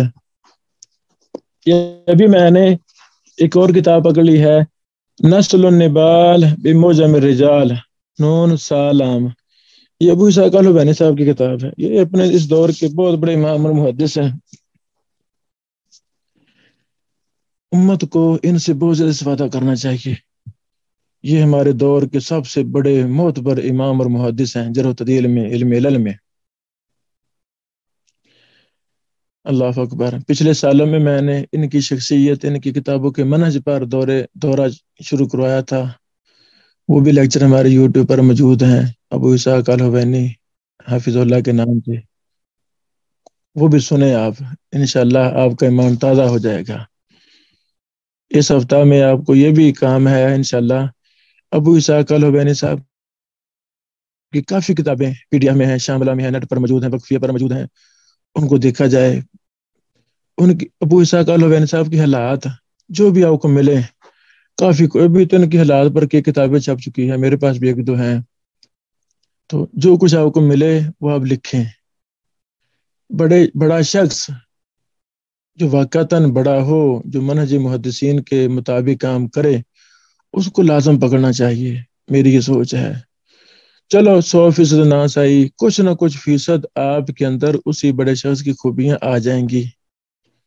ان کے لیکچر بہت زیادہ ہیں، جو میں نے لیکچر دیے ہیں 8-10 وہ ضرور سنیں، آپ کو فائدہ ہوگا انشاءاللہ العزیز. یہ اللہ کی نشانیوں میں سے ایک نشانی ہے ہمارے دور میں. میں نے تو اپنے کے درسوں میں یہ کہا ہے کہ مجھے ایسے لگتا ہے اللہ تعالیٰ نے امام احمد بن حنبل، ابو حاتم رازی، ابو زرع رازی، امام بخاری، یہ بڑے بڑے محدثین کو مختلف شکلوں میں انہی کے منہج کے مطابق، انہی کی طرح بڑے بڑے جبل الحفظ لوگ اللہ تعالیٰ نے دوبارہ پیدا کر دیے ہماری صدی میں. شیخ البانی بھی انہی میں سے ایک تھے، مولوی یمانی بھی انہی میں سے ایک تھے، شیخ ضیاء الرحمن اعظمی صاحب بھی انہی میں سے ایک تھے. اب زندہ لوگوں میں یہ عظیم شخص ابو اسحاق الحوینی بھی انہی میں سے ایک ہے. انہیں جیسی صفات ہی میں مراد لے رہا ہوں. اللہ تعالیٰ نے بڑا علم عطا فرمایا. اور پچھلے سال کرونا میں فوت ہوئے شیخ علی حسن الحلبی، یہ بھی متقدمین محدثین کی طرح مجھے لگتے ہیں. اللہ نے ان لوگوں سے بڑا کام لیا. اللہ تعالیٰ ہمیں بھی ان جیسا بنا دے. تو یہ نا ابو اسحاق الحوینی صاحب کی جرح و تعدیل کی کتاب ہے، نسل النبال بمعجم الرجال. یہ 4 جلدوں میں ہے، نیٹ پر یہ موجود ہے. جلد نمبر 3 ہے، صفحہ نمبر 471 ہے، لکھ لیں. یہ بھی آپ بھائیوں نے یہ کھول کر پی ڈی ایف سے یہ پڑھنے ہیں. حالات ایک صفحے کے ہیں، ایک صفحے کے. اللہ اکبر، اللہ اکبر. تو یعنی یہ ایک میں بحث کر کے یہ ثابت کرنا چاہتا تھا کہ جہاں ضیاء الرحمن اعظمی صاحب رحمہ اللہ نے اپنی کتاب پر بحث ختم کی ہے، سند پر، جرح و تعدیل پر، وغیرہ وغیرہ، متن حدیث پر، وہ تو ایک چھوٹا سا باب ہے، وہ تو ایک قطرہ ہے، قطرہ سمندر آگے اور ہے۔ ہم نے قطرے پر اکتفا نہیں کرنا، بلکہ سمندر کی تلاش میں بھی ہم نے آگے نکلنا ہے۔ جو کچھ ہم نے سنا ہے میں نے بیان کیا، جو اس میں کمی کوتاہی رہ گئی ہے اللہ تعالیٰ معاف فرمائے۔ آپ میرے بھائی ان باتوں کو لازم پکڑیں، اگر میری یہ باتیں دیگر شیوخ پر پیش کریں وہ زیادہ مجھے خوشی ہوگی۔ بڑے شیوخ پر آپ کے رابطے میں ان پر بھی باتیں کریں کہ ابن بشیر تو یہ کہتا ہے، یہ کہتا ہے، جو وہ مفید بات بتائیں، قیمتی بات وہ مجھے بتائیں، ہم فالو کریں گے، فائدہ لیں گے۔ میری کمی کوتاہی نکال لیں، غلطی نکالیں، وہ بھی مجھے بتائی جائے، میں وہ بھی فالو کروں گا انشاءاللہ۔ آپ کے ان کو بتانے سے ہو سکتا ہے یہی کوئی اچھی بات ان تک پہنچ جائے، وہ ہمیں فالو کرنا شروع کر دیں، میری کتابیں پڑھنا شروع کر دیں۔ میرے لیکچر ہیں تقریباً 1000 کے لگ بھگ، میرے لیکچر ہیں ہمارے یوٹیوب چینل پر، کتنے دورے ہم نے کروائے۔ تو کوئی اچھی بات کہیں سے ملے وہ لینی چاہیے، دینی چاہیے۔ شاید اس منع سے جو میں شاید فائدہ نہیں اٹھا سکا، آپ فائدہ اٹھا لیں، آپ اس منہج کو آگے بیان کریں، لکھیں، خلاصے لکھیں میرے لیکچروں کے، اس کو آگے نشر کریں، امت کو جوڑیں، تو انشاءاللہ دوبارہ سے یہ محدثین والا دور اللہ تعالیٰ پیدا کر دے گا۔ بارک اللہ فیکم۔ السلام علیکم ورحمۃ اللہ وبرکاتہ۔ کوئی سوال ہو تو بھائی کر سکتے ہیں۔ ماشاء اللہ یا شیخ، بہت ہی مدلل گفتگو، بہت لطف اندوز ہوا، بہت کچھ سیکھا، اور میں حیران ہوتا ہوں کہ جو منکرین حدیث ہیں وہ کس طرح سے ایک جملے میں حدیث کا انکار کر دیتے ہیں، حالانکہ اتنا وسیع موضوع ہے۔ اور یہ جو ان کا کہنا کہ جی حدیث 250 سال کے بعد مرتب کی گئی، یہ تو حدیث کا انسائکلوپیڈیا تھا۔ اس سے پہلے موطا امام مالک تھی، امام ابو حنیفہ رحمہ اللہ کے دور میں بھی کتابیں لکھی گئی، صحابہ کے دور میں میرا خیال ہے حضرت ابو ہریرہ رضی اللہ عنہ نے بھی صحف حدیث کے وہ مرتب کیے۔ تو یہ کتنا بے بنیاد الزام لگاتے ہیں یہ جو منکرین حدیث ہیں۔ ایسے جی، اور کوئی سوال ہو؟